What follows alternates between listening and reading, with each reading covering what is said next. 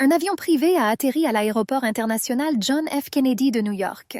Un beau jeune homme est descendu de l'avion. Avant l'embarquement, le préposé a informé M. Inchon que dès leur arrivée, il se rendrait immédiatement à la salle funéraire. M. Inchon a demandé à l'homme s'il restreignait la presse. L'assistant a répondu oui, mais a ajouté que les journalistes avaient déjà installé leur campement à l'extérieur de la salle funéraire. Le jeune homme a dit qu'il n'y avait rien d'étrange à cela. En jetant un coup d'œil par la fenêtre, il se souvint de l'appel téléphonique de son grand-père la nuit dernière. Il a ensuite dit à son petit-fils que Ji-Woo devrait être heureux avec celui qu'il aime vraiment. Le garçon ne comprenait pas si le grand-père savait vraiment que c'était leur dernière conversation. L'assistant a dit au directeur Ji-Woo qu'il avait une lettre très importante de Corée. Mais il a ajouté que Ji-Woo ferait mieux d'examiner lui-même son contenu. Ji-Woo fut un peu surpris et ouvrit l'enveloppe. Il a été choqué lorsqu'il a vu la photo d'une fille qu'il connaissait. L'assistant a dit qu'ils devaient se rencontrer. La jeune fille rentra chez elle le soir avec de lourds colis. Il faisait très froid dehors. Elle se demandait pourquoi la maison d'édition tenait une réunion un tel jour. Alors que la jeune fille se demandait si elle avait oublié d'acheter quelque chose dans le magasin, une voiture de luxe s'est arrêtée devant elle. La jeune fille s'est rendue compte que cette voiture n'était pas de sa région. Lorsque la porte s'est ouverte, elle a failli s'y écraser. Un homme vêtu d'un costume coûteux est sorti de la voiture et a demandé à la jeune fille depuis combien de temps ils ne s'étaient pas vus. La jeune fille avait l'air d'avoir vu un fantôme. L'homme a rappelé qu'il ne s'était pas vu depuis 5 ans. Il l'a invitée à discuter. Elle a répondu qu'elle ne savait pas s'il restait quelque chose à dire entre eux. Ji-Woo a répondu qu'il restait peut-être quelque chose, et la fille a dit qu'elle ne le pensait pas. L'homme lui a demandé de monter dans sa voiture, mais la jeune fille a refusé.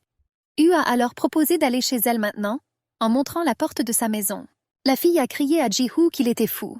Elle a ajouté qu'il n'a pas changé du tout, qu'il est toujours la même personne égoïste et qu'il ne pense pas aux sentiments des autres. L'homme a répondu que c'était son charme et qu'elle le savait. La jeune fille répéta qu'il n'avait pas changé et demanda pourquoi il était venu ici. Ji-Woo lui a alors demandé si elle le laisserait entrer chez elle ou l'accompagnerait dans sa voiture pour discuter. La jeune fille a répondu qu'elle n'avait pas le temps pour ça. Elle a ajouté qu'elle devait y aller s'il n'avait rien d'important pour elle. Lorsque la jeune fille s'est détournée et s'est dirigée vers la porte, il l'a arrêtée. Ji-Woo a dit que demain à 11h30, il enverrait une voiture pour la chercher et qu'ils pourraient discuter pendant le déjeuner. La jeune fille a crié « Non !» mais l'homme est monté dans sa voiture et est parti. Elle se contenta de le regarder et pensa qu'il n'avait pas changé du tout au cours de ces 5 dernières années. Le chauffeur a demandé au directeur où l'emmener maintenant. Ji-Woo a dit qu'il devait d'abord se rendre au bureau. À ce moment-là, Ji-Woo a reçu un appel de sa mère lui demandant s'il avait rencontré une fille. La femme lui a alors demandé s'il lui avait dit ce qu'il était censé faire. Le jeune homme a répondu qu'il lui parlerait demain, car s'il en parlait aujourd'hui, elle pourrait avoir peur et s'enfuir. La mère a dit qu'elle avait besoin d'une réponse claire aujourd'hui. Ji-Woo a répondu qu'il s'occuperait de tout lui-même et qu'il l'appellerait demain. Lorsque le directeur Ji-Woo est sorti de la voiture, il a été accueilli par un assistant à l'extérieur du bâtiment de bureau et lui a demandé si tout allait bien. Il a dit qu'ils avaient appelé de New York. Un collaborateur a déclaré qu'à la succursale de New York, les employés étaient désorientés par l'absence soudaine du directeur. Ji-Woo a répondu qu'il s'y rendrait immédiatement après cette affaire. Le jeune homme entra dans son bureau et s'assit sur une chaise. Il ferma les yeux et se souvint de la petite amie de Young-Yul. Il était surpris qu'elle vive dans un quartier aussi pauvre. Ji-Woo a convoqué sa secrétaire dans son bureau. Il lui a demandé de réserver une table à midi demain. Le directeur a ajouté que toutes les réunions prévues à 7 heures et après le déjeuner devront être reportées à un autre jour. Ensuite, la secrétaire a posé des questions sur le voyage à New York. Le directeur a répondu qu'il pourrait se rendre à la succursale de New York la semaine prochaine et y rester environ 1 semaine. L'assistant a dit qu'il les contacterait et organiserait tout. Le lendemain, Young-Yul se préparait pour la réunion et se demandait si elle pouvait refuser. Tout s'est passé si vite qu'elle n'a même pas eu le temps de dire quoi que ce soit. La jeune fille a décidé que lors de la rencontre avec Ji-Woo, elle serait simplement sincère et dirait ce qu'elle pensait être nécessaire. Yul se ressaisit et sortit plus tôt que nécessaire. Elle fut très surprise de voir sa voiture près de chez elle. La jeune fille a salué l'homme qui lui a ouvert la portière de la voiture. Jung-Yul a voulu monter dans la voiture et elle a vu Ji-Woo assis sur la banquette arrière. La jeune fille ne s'attendait pas à ce qu'il vienne personnellement la chercher. Ji-Woo, voyant la fille, la remercia d'être venue vers lui. Il a ajouté qu'il devrait la suivre si elle ne sortait pas. Alors qu'ils étaient assis à une table dans le café, Jung-Yul a demandé à Ji-Hoo pourquoi il l'avait invitée. Elle a ajouté qu'elle espère que cette réunion sera la seule. L'homme a répondu à la jeune fille qu'il serait honnête avec elle. Yu a déclaré qu'il n'était lui-même pas très heureux de devoir rencontrer son ex-fiancé. Ji-Hoo a demandé à Jung-Yul si elle était au courant du décès de son grand-père. La jeune fille a répondu qu'elle en avait entendu parler aux informations. Puis le jeune homme dit que son grand-père avait laissé un testament. Et ce sera lu par un avocat lorsque toutes les personnes qui y sont mentionnées seront réunies. Elle doit donc être présente à la lecture du testament, car son grand-père a indiqué son nom. Jung-Yul a demandé, choqué, pourquoi son grand-père avait mentionné son nom dans son testament. Ji-Hoo a répondu qu'il ne savait pas à quoi pensait grand-père, mais c'était probablement parce qu'il l'aimait tellement. La jeune fille a dit qu'elle ne se souciait pas du testament parce qu'elle ne voulait plus être associée au groupe Chung-hoon. Elle a ajouté qu'elle n'était pas non plus intéressée par l'argent de sa famille. Ji-Hoo a dit que grand-père pensait différemment. Le jeune homme a promis à la jeune fille qu'ils ne se reverraient plus après avoir assisté ensemble à la cérémonie d'annonce du testament. Jung-Yul a répondu qu'elle ne voulait pas y aller. Ji-Hoo a alors dit que quelqu'un de sa famille la retrouverait de toute façon. Et elle sait très bien à quel point ces gens sont désagréables. Mais la jeune fille refusait toujours d'assister à la cérémonie. L'homme a alors déclaré que Jin-Hek lui avait demandé de lui transmettre ce message parce que son grand-père lui avait laissé une lettre. Jung-Yul était intéressée par le fait qu'il y avait une lettre pour elle. La jeune fille a donc décidé de s'y rendre et de prendre la lettre de l'avocat. Elle a ajouté qu'elle n'était pas intéressée par le contenu du testament. La jeune fille a demandé à Ji-Hoo de la laisser partir et de ne plus la chercher après cette cérémonie. L'homme a accepté et ils ont convenu d'aller chez grand-père Ji. Une fille que Jung-Yul connaissait déjà a couru pour rencontrer Ji-Hoo. C'était sa sœur cadette.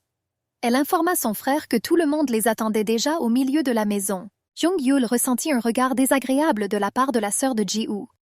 Lorsqu'ils entrèrent dans la maison, Yul demanda à Hu d'entrer en premier dans le hall. La jeune fille est allée aux toilettes pour femmes pour se laver.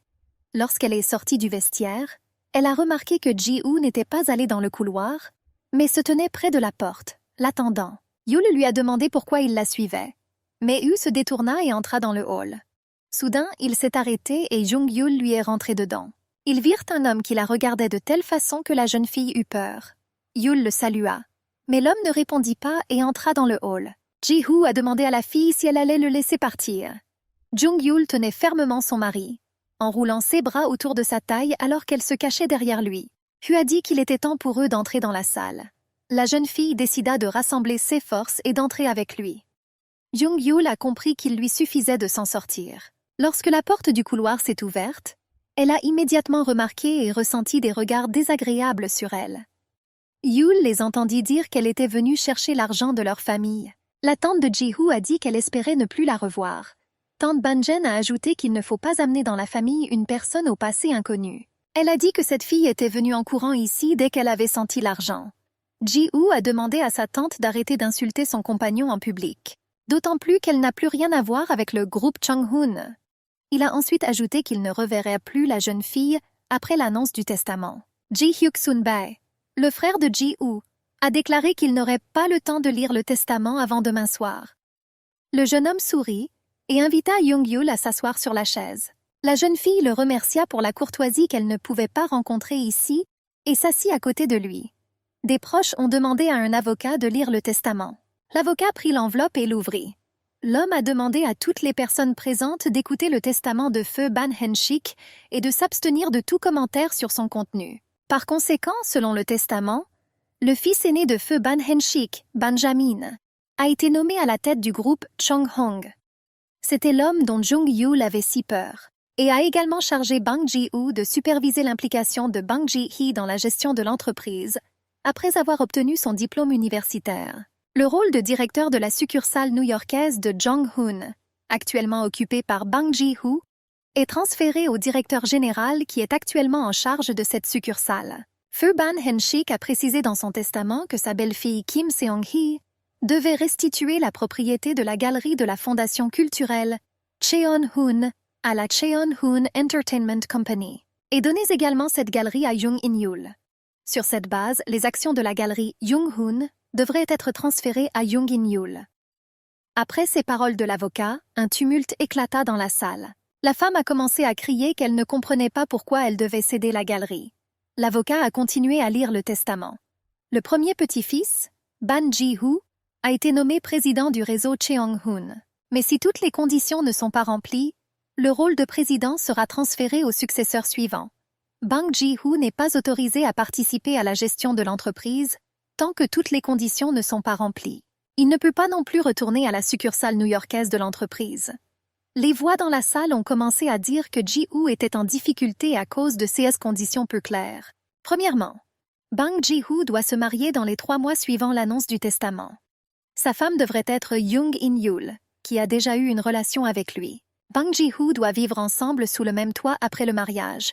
Sinon, les termes du testament ne seront pas respectés. Deuxièmement, la durée du mariage doit être d'au moins 1 an. Cependant, après 1 an, leur mariage n'affectera pas les droits de Bang Ji-hoo à gérer l'entreprise. De plus, Young In-yul doit accompagner son mari à tous les événements officiels, à condition que si leur mariage n'a pas lieu, Bang Ji-hoo sera démis de ses fonctions de président de l'entreprise dans 3 mois. Ji-hoo regarda Jung-yul sous le choc. Troisièmement, une fois le mariage consommé, l'enfant de Young In-yul sera adopté comme enfant de Bang Ji-ho. Leur enfant deviendra l'héritier de la famille Cheong-hoon Group. Ji-hoo a été très surpris d'entendre parler de l'enfant. La jeune fille ne s'attendait pas non plus à de telles conditions de la part de son grand-père. La tante de Ji-hoo, Kim Sung-hee, s'est exclamée en disant qu'elle avait toujours su que cette fille était très rusée. Elle a dit que Jung-yul avait disparu le jour des fiançailles de Ji-hoo et avait ensuite trompé son père pour qu'il rédige un tel testament. Ban Ji-hyuk a tenté d'arrêter sa mère, mais la femme a continué. Elle a dit que Jung-yul avait quitté Ji-hoo pour un autre homme et lui avait donné un enfant. Ban Jamin a demandé à tout le monde de se calmer et d'arrêter les combats. Il a ajouté que l'avocat de Park veillerait à ce que toutes les conditions du testament soient respectées. Et tous les autres peuvent reprendre leur poste et conserver leur rôle actuel. Alors que tout le monde commençait à partir, Ji-hoo a demandé à Jung-yul de l'attendre dans la chambre d'amis. Le téléphone sonna dans la chambre de la fille. Ji-soo a demandé pourquoi elle était si occupée aujourd'hui. Jung-yul a répondu qu'elle avait des affaires urgentes. La jeune fille lui a demandé si elle s'inquiétait pour son fils. Jung-yul a déclaré qu'elle reviendrait dès que possible. Yul a demandé à Ji-soo de rester un peu plus longtemps avec Uben. Et à 6 heures du soir, elle leur préparerait un délicieux dîner. La jeune fille a répondu qu'elle aimait cette offre. Jong-yul a entendu la voix d'Ubin au téléphone et a dit à son fils de l'attendre encore un peu parce que maman devait finir du travail. Et maintenant, je dois jouer avec ma tante jusqu'au retour de ma mère. Le garçon a dit qu'il voulait du curry pour le dîner, et Jong-yul a promis à son fils de préparer ce plat. La fille n'a pas remarqué que Ji-hoo était entrée dans la pièce. Elle a dit à son fils qu'elle l'aimait beaucoup et qu'elle rentrerait bientôt chez elle. Lorsque Jong-yul a raccroché, Ji-hoo s'est approché d'elle et l'a plaquée contre le mur. L'homme a déclaré que son humeur était bien plus gâchée qu'il ne le pensait. La jeune fille a répondu qu'elle voulait juste prendre la lettre de son grand-père et rentrer chez elle. Ji-hoo lui a demandé quel âge avait son fils. Jong-yul a baissé les yeux et a dit qu'il n'avait pas besoin de savoir quoi que ce soit sur son enfant. Le jeune homme a ajouté qu'il y a 5 ans, elle n'avait pas de fils. Il a supposé qu'elle avait accouché après l'avoir fui. Ji-hoo a dit que son enfant devait avoir 3 ou 4 ans. La jeune fille répondit tranquillement que son fils avait 5 ans. Le jeune homme a ri du fait que lui et sa fiancée étaient pressés d'avoir un enfant. Jong-yul lui a reproché de toujours dire aux autres ce qu'ils pensent sans se demander s'ils aiment ça. Ji-hoo a répondu que cela dépend de qui il parle. Il a ajouté que les gens obtiennent toujours ce qu'ils méritent.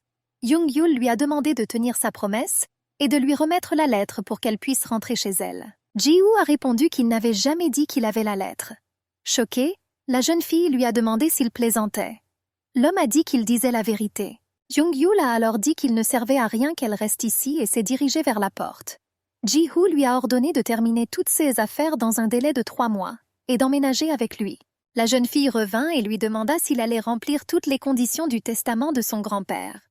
L'homme lui a répondu qu'elle avait 3 mois pour emménager chez lui. Jong-yul a dit qu'il était fou. Ji-hoo a demandé comment elle avait réussi à tromper tout le monde, à le fuir avec ce salaud et à avoir un enfant avec lui.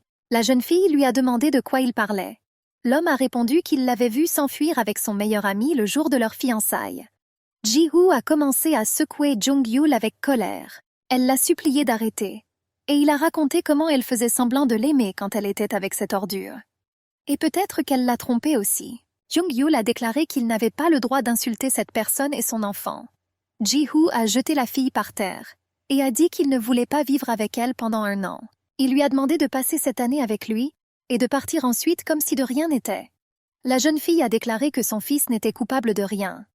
Ji-Hoo a dit que c'était de sa faute s'il était né son fils et qu'il était parti. Le lendemain matin, le secrétaire a apporté des documents au directeur Ji-Hoo contenant des informations sur Jung In-Yul.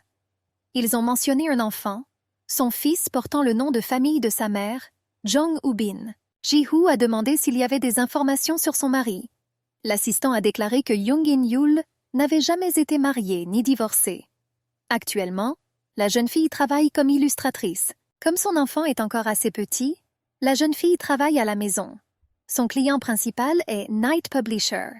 Ji-Hoo a été surpris car cette entreprise a été achetée par son grand-père il y a quelques années. L'homme se demandait comment il se faisait que Jung-Yul travaillait pour l'entreprise de son grand-père pendant tout ce temps.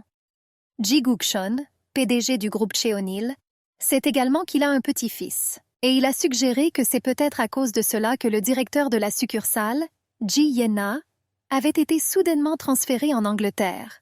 Puis l'homme s'est rappelé qu'il s'était fiancé en décembre et que le bébé était né en octobre de l'année suivante. Cela signifiait que l'enfant était déjà né après qu'elle se soit enfuie avec son ami.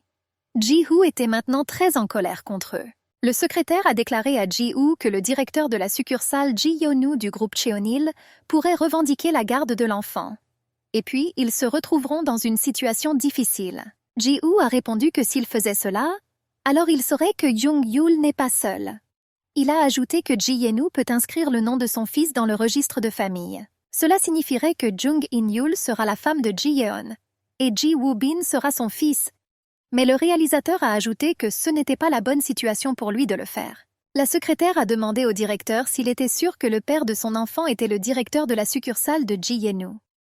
Ji-Hoo a répondu « oui » et a posé des questions sur le prochain voyage d'affaires. L'assistant a répondu qu'un volume était prévu pour demain. Le directeur a ordonné à sa secrétaire de rester ici et il prendrait l'avion lui-même. L'homme a demandé si le directeur en était sûr. Ji-Hoo a expliqué que Jung-Yul peut s'échapper pendant son absence. Il lui demande donc de la suivre. Lorsque la secrétaire est partie, Jung In-Yul a appelé le téléphone professionnel du directeur Bang Ji-Hoo et lui a demandé de la mettre en relation avec le directeur de l'entreprise. Chaque fois qu'il entendait sa voix, il restait sans voix.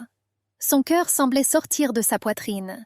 La colère qu'il avait auparavant s'est soudainement envolée quelque part. La fille a dit qu'elle voulait le rencontrer demain. Ji-Hoo a répondu qu'il avait une réunion d'affaires prévue dans un autre pays. Jung-Yul a demandé à la contacter après le voyage d'affaires. Une semaine plus tard, Jung-Yul s'est rendue dans l'immeuble de bureau de la société Jung-Hoon Group. Elle est entrée aux toilettes pour se laver et se calmer un peu avant la réunion. La jeune fille se souvient de la façon dont la secrétaire de Ji-Hoo, Ha Tae-hoon, l'a appelée dans la soirée et lui a dit que le directeur revenait d'un voyage d'affaires. Il lui a demandé si elle pouvait le rencontrer demain. Jung-Yul a répondu qu'elle le pouvait. L'assistante a alors déclaré que le directeur l'attendrait demain à 2 heures de l'après-midi, au 12e étage du siège du groupe Chung-Hong. Et ainsi, elle se tenait près du miroir dans le dressing et se demandait si elle devait accepter ce mariage. Cette fille savait qu'il ne lui laisserait toujours pas le choix. Même si elle le supplie de la laisser partir, Ji-Hoo sera indifférent. Jung-Yul a décidé qu'elle essaierait de lui en parler de manière polie. Lorsque la jeune fille entra dans la salle d'attente, la secrétaire informa le directeur que Jung In-Yul, qui avait rendez-vous pour la 2e heure, était venu le voir. Le directeur a ordonné de la laisser partir. Jung-Yul est entré dans le bureau et y a vu Ji-Hoo. Il était beau, comme toujours, dans son costume d'affaires. L'homme salua froidement et proposa à la jeune fille de s'asseoir sur le canapé. Elle a vu beaucoup de papiers sur la table et s'est souvenu qu'il avait toujours été un bourreau de travail. La secrétaire leur apporta à boire, de l'americano pour le réalisateur et du thé vert pour la jeune fille. Ji-Hoo a demandé au secrétaire d'apporter une autre tasse d'americano. Jung-Yul a été agréablement surpris de ne pas avoir oublié qu'elle était allergique au thé vert. Lorsque la secrétaire est partie, l'homme a demandé à la jeune fille pourquoi elle voulait le rencontrer. Jung-Yul a déclaré qu'elle avait longuement réfléchi à la possibilité de l'épouser et a décidé qu'elle n'était pas prête pour ça. Ji-Hoo a répondu que cela n'avait pas d'importance et qu'ils en avaient déjà discuté. Ensuite, la fille a demandé pourquoi le faire s'ils ne le voulèrent pas. L'homme a répondu qu'il n'avait pas dit cela. Jung-Yul lui a rappelé qu'il avait dit qu'il ne voulait pas vivre à côté d'elle. Ji-hoo a ajouté qu'elle l'avait mal compris. Lorsque le réceptionniste a apporté une autre tasse de café, Ji-hoo a dit qu'il n'était pas contre le mariage, car c'est la seule façon pour lui de pouvoir hériter pleinement du groupe Chung-hong. Jung-yul a malheureusement supposé qu'il devait y avoir une autre solution. Ji-hoo a répondu que ce testament avait été laissé par son grand-père, propriétaire du groupe Chung-hoon et de toutes ses filiales. Et après un certain temps, cela sera annoncé au conseil d'administration. Ils n'ont donc pas d'autre choix. La fille a doucement dit non et Ji-hoo a dit qu'elle pouvait partir d'ici. Lorsque l'homme s'est détourné, Jung-yul lui a attrapé le bras et a essayé d'arrêter Ji-hoo. L'objet lui a échappé des mains et la jeune fille a accidentellement poussé la tasse contenant son café. Du café chaud s'est répandu sur ses pieds. La fille a crié de douleur et Ji-hoo avait très peur pour elle. Il l'a rapidement récupérée et l'a emmenée à l'hôpital. Alors qu'ils attendèrent le médecin, Jung-yul se souvint de la façon dont Ji-hoo avait pris soin d'elle auparavant et sourit. L'homme lui a demandé pourquoi elle souriait, comme si elle ne souffrait pas. Ji-hoo a donné à la fille la pommade contre les brûlures que le médecin lui avait prescrite et lui a dit de lui faire savoir si elle avait besoin de quelque chose. Jung-yul l'a remercié pour son aide. Lorsque la fille est venue voir son amie, elle lui a demandé comment s'était passée sa rencontre avec Ji-hoo. Jung-yul a répondu qu'il n'était pas du genre à abandonner si vite. Par conséquent, a-t-elle ajouté, elle ne compte plus le nombre de fois où elle a tenté de le persuader. L'ami a dit que le mariage est une affaire très sérieuse et qu'il peut faire d'elle ce qu'il veut. Jung-yul était d'accord avec son amie sur le fait qu'elle devait être sûre qu'il ne lui ferait pas ce qu'il voulait. Le téléphone de Jung-yul a sonné et on lui a dit qu'elle devait quitter immédiatement la maison louée. Choquée, la jeune fille a demandé pourquoi tout s'était passé si soudainement. La femme a répondu qu'elle essayait de vendre cet immeuble depuis longtemps. Et aujourd'hui, un acheteur est apparu qui a payé une grosse somme d'argent. Ils ont donc immédiatement signé le contrat de vente. Jung-yul a déclaré qu'elle n'avait aucun endroit où déménager avec son enfant pour le moment. La femme a répondu qu'elle pouvait contacter le nouveau propriétaire de la maison et négocier avec lui. Lorsque Jung-yul a appris qui était le nouveau propriétaire de sa maison, elle a immédiatement couru vers Ji-hoo. L'agent de sécurité l'a arrêtée. La jeune fille a crié qu'elle devait rencontrer le réalisateur. L'homme a expliqué qu'il devait prendre rendez-vous avec le secrétaire du directeur quelques jours à l'avance.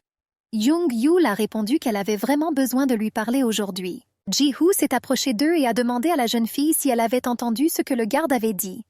Il a ajouté qu'elle ne pouvait pas le rencontrer sans prendre rendez-vous. Jung-yul a crié qu'il avait délibérément acheté sa maison au précédent propriétaire, afin de la chasser de la maison. Ji-hoo a répondu calmement qu'il pouvait discuter ailleurs. Au café, l'homme a demandé à Jung-yul de lui dire rapidement ce dont elle avait besoin car il était très occupé. La jeune fille a dit qu'elle ne pouvait pas quitter sa maison. Ji-hoo a ajouté que ce n'était pas une question qu'elle pouvait gérer. Jung-yul a demandé pourquoi il était si cruel envers elle. Elle a ajouté qu'il savait qu'elle n'avait nulle part où aller. Jung-yul a alors dit qu'il la harcelait simplement parce qu'elle ne voulait pas l'épouser. Ji-hoo a répondu qu'elle pouvait penser ce qu'elle voulait. La jeune fille ne savait pas quoi faire maintenant et lui proposa de l'épouser. L'homme a été surpris qu'elle ait accepté de manière si inattendue de l'épouser. Jung-yul a répondu qu'il ne se reposerait pas tant qu'il n'aurait pas obtenu ce qu'il voulait. Elle accepte donc un mariage fictif pour une durée d'1 an, comme précisé dans le testament. Ji-hoo s'est levé et a dit qu'il devait partir en voyage d'affaires à New York la semaine prochaine et qu'elle pouvait emménager dans sa maison pendant cette période. La jeune fille a accepté, mais a dit qu'elle n'amènerait pas son fils chez lui. Ji-hoo a été très surpris et Jung-yul a expliqué que son grand-père n'avait pas demandé qu'ils vivent ensemble tous les 3 dans son testament. Par conséquent, elle a dit qu'elle aimerait passer du temps avec son fils le jour et avec lui la nuit. L'homme a répondu qu'elle pouvait faire ce qu'elle voulait et a quitté le café, la laissant seule. Cela faisait 2 semaines que Ji-hoo était revenu de son voyage d'affaires et était entré dans sa maison. Woo savait que Jung-yul était censé emménager avec lui pendant son séjour à New York. L'homme se demandait si elle dormait, car il était déjà assez tard. Puis il s'est réprimandé pour l'avoir forcée à emménager avec lui, en achetant spécifiquement sa maison. Après tout, en réalité, cela n'avait aucune valeur d'investissement. Et une autre façon de reprendre la campagne, outre le mariage, pourrait être trouvée. Il semblait désespérément essayer de l'épouser. Jung-yul était réveillée. Elle regarda son téléphone et se demanda si Ji-hoo rentrerait à la maison aujourd'hui. La jeune fille ne comprenait pas pourquoi il l'avait fait déménager ici s'il l'avait évité pendant si longtemps. Elle a regardé les photos du bain sur son téléphone et son fils lui a beaucoup manqué. Yul se souvenait de la façon dont le garçon pleurait à chaque fois qu'elle le quittait, et elle se sentait très triste. La jeune fille essuya rapidement ses larmes lorsqu'elle entendit la porte d'entrée s'ouvrir. Elle est sortie dans le couloir et y a vu Ji-Hoo. Jung-Yul l'a salué, mais il l'a dépassé en silence. Elle a dit qu'elle savait qu'il avait passé une semaine dans un hôtel après son retour d'un voyage d'affaires. L'homme a demandé « Et alors ?» La jeune fille a répondu que tout pouvait être annulé avant qu'il ne soit trop tard. Jung-Yul a ajouté qu'il ne leur convenait pas de vivre ensemble. Elle n'est pas à l'aise ici et il l'évite spécifiquement, vivant dans un hôtel. Ji-Hoo a répondu que ce n'était pas ses affaires. L'homme a ajouté que lui seul décide quoi faire. Et elle n'a pas le droit de voter dans cette maison. La jeune fille lui demanda comment il pouvait dire une chose pareille. Ji-Hoo l'a poussé contre le mur avec colère et a dit que c'était elle qui avait décidé de venir le voir et d'accepter ce faux mariage. Il a ajouté qu'elle devrait maintenant réfléchir à la manière de tenir sa promesse.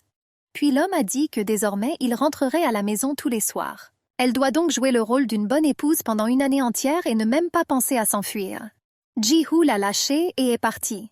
Jung-Yul s'est assis par terre et a pleuré. Le matin, la jeune fille s'est réveillée et est allée à la cuisine pour préparer le petit déjeuner.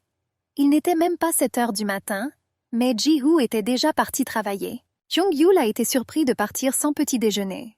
Lorsqu'elle a regardé dans le réfrigérateur, elle n'a trouvé que de l'alcool. Yul a décidé d'acheter quelques produits d'épicerie au magasin après avoir marché avec Hubin. Elle se surprit à penser qu'elle était déjà en train de devenir une véritable épouse.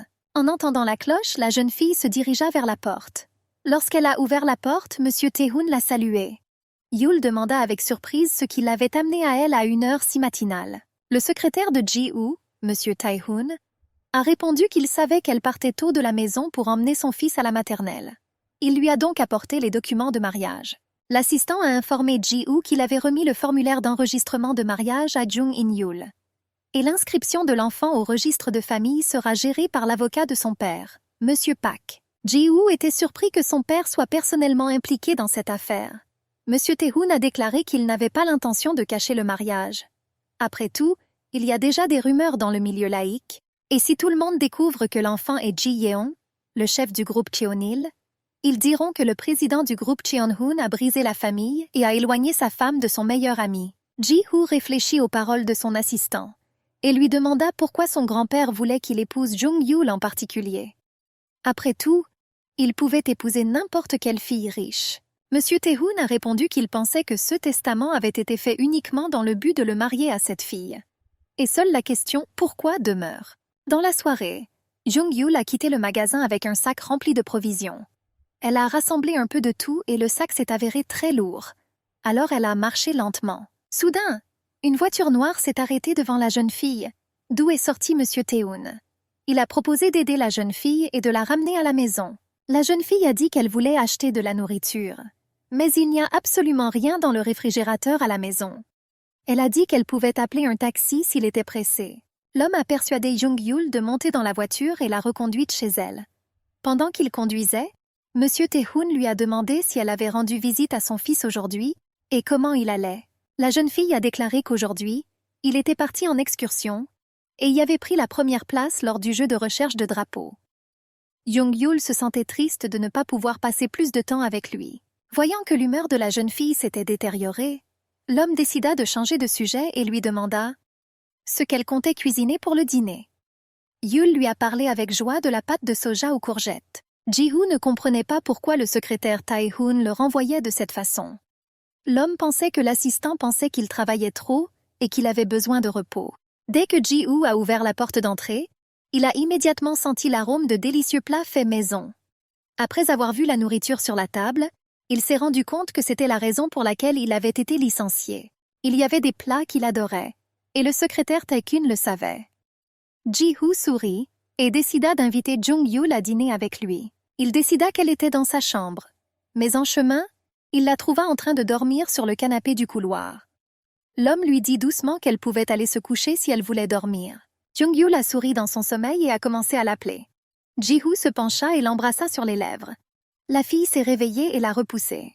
Elle a pleuré et a demandé à la laisser partir. L'homme a dit que c'était une erreur et est parti. Et Yul a pleuré toute la nuit dans sa chambre. Dans la matinée, la jeune fille se rendit chez sa sœur et sa mère, avec qui vivait Hubin. Han Ji-soo a demandé à sa sœur pourquoi elle pleurait. N'était-ce pas parce que lui et Ji-hoo se sont disputés? Jung-yul a demandé pourquoi ils devraient se battre s'ils forment un faux couple. Soudain, Ubin courut vers elle et se précipita pour serrer dans ses bras sa mère bien-aimée. Le garçon a admis qu'elle lui manquait beaucoup et a demandé quand ils pourraient à nouveau vivre ensemble.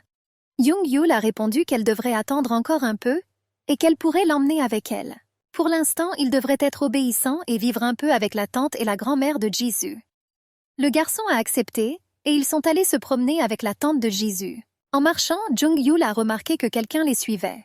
La fille a eu peur et a suggéré à tout le monde d'aller déjeuner ensemble quelque part pour sortir du parc. À la maison, en train de préparer le dîner, Jung-yul se demandait si Ji-hoo aurait pu engager quelqu'un pour la surveiller lorsqu'ils sortaient avec leur fils. Cela expliquerait pourquoi il rencontrait soudainement le secrétaire, Monsieur Tae-hoon. Elle a décidé de lui demander quand Ji-hoo rentrerait du travail. La fille a refait ses plats préférés, donc Ji-hoo était très content. Il a remarqué que sa femme voulait lui dire quelque chose. Alors il lui a demandé de le lui dire. Jung-yul a dit qu'il devrait enregistrer le mariage, comme il le souhaitait. Et elle tient sa promesse de vivre avec lui pendant 1 an entier. Elle lui demande donc d'arrêter de la suivre.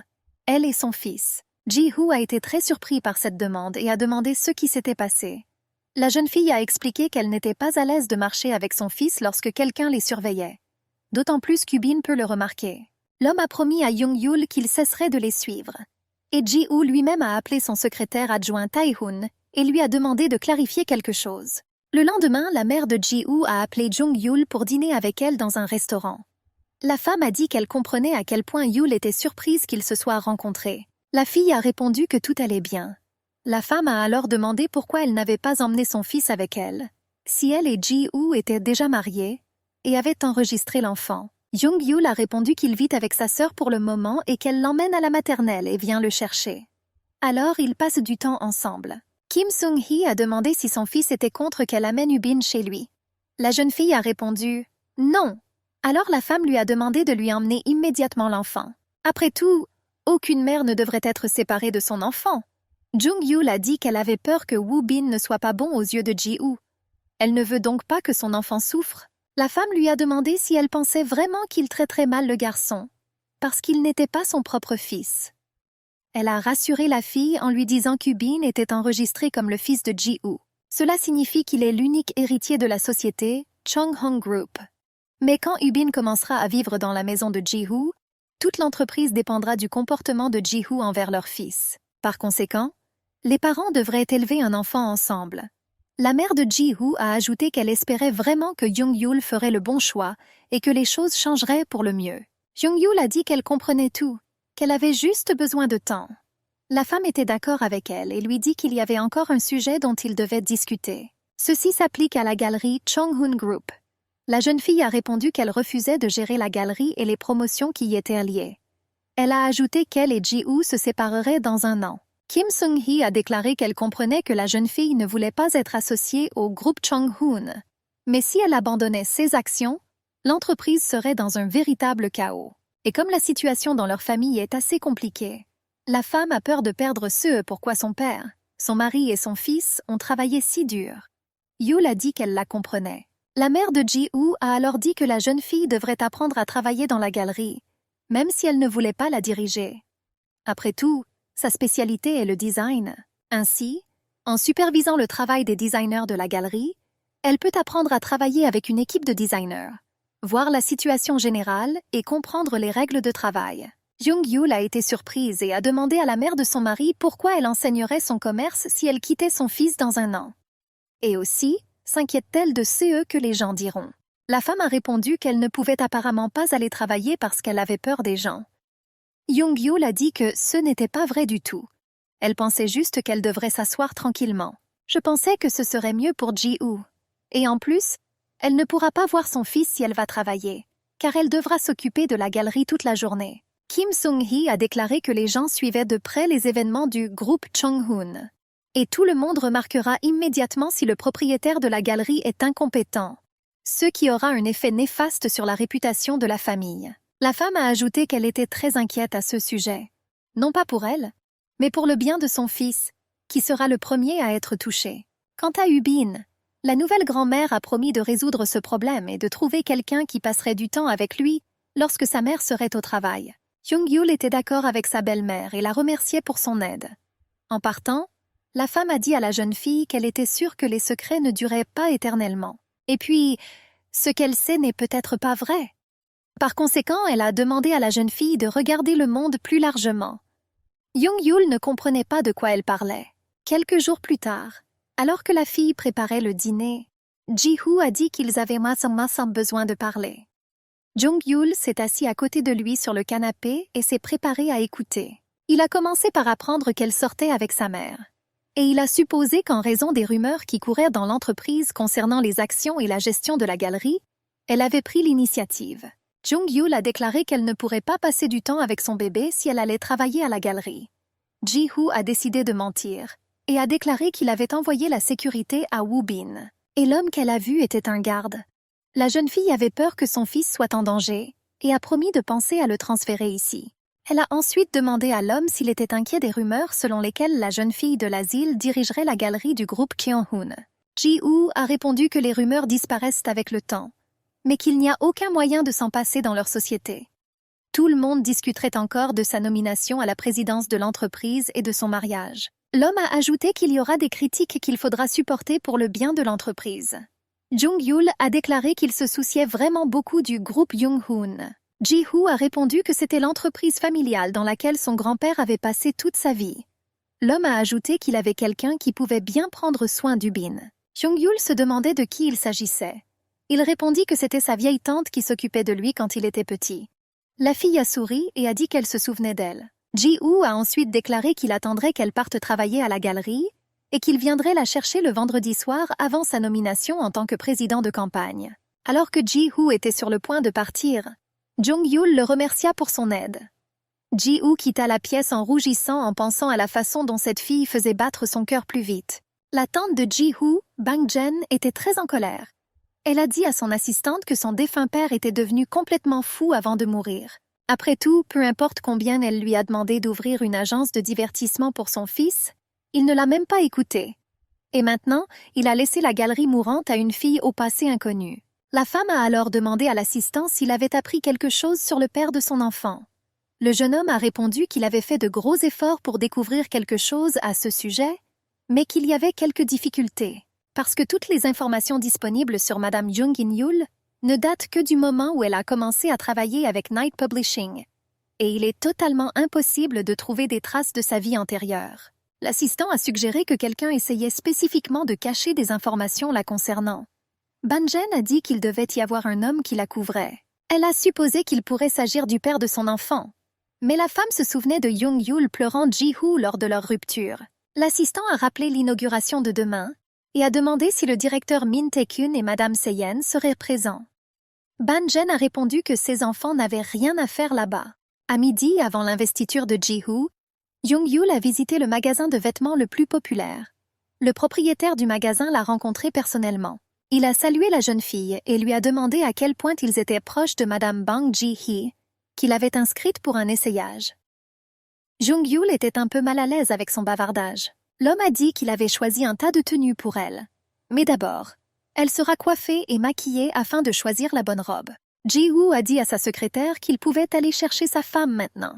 Monsieur Tae-hoon a déclaré au directeur qu'il était superbe dans ce nouveau costume, tout comme le véritable président de l'entreprise. L'homme a remercié l'assistante et ils se sont rendus au magasin de vêtements.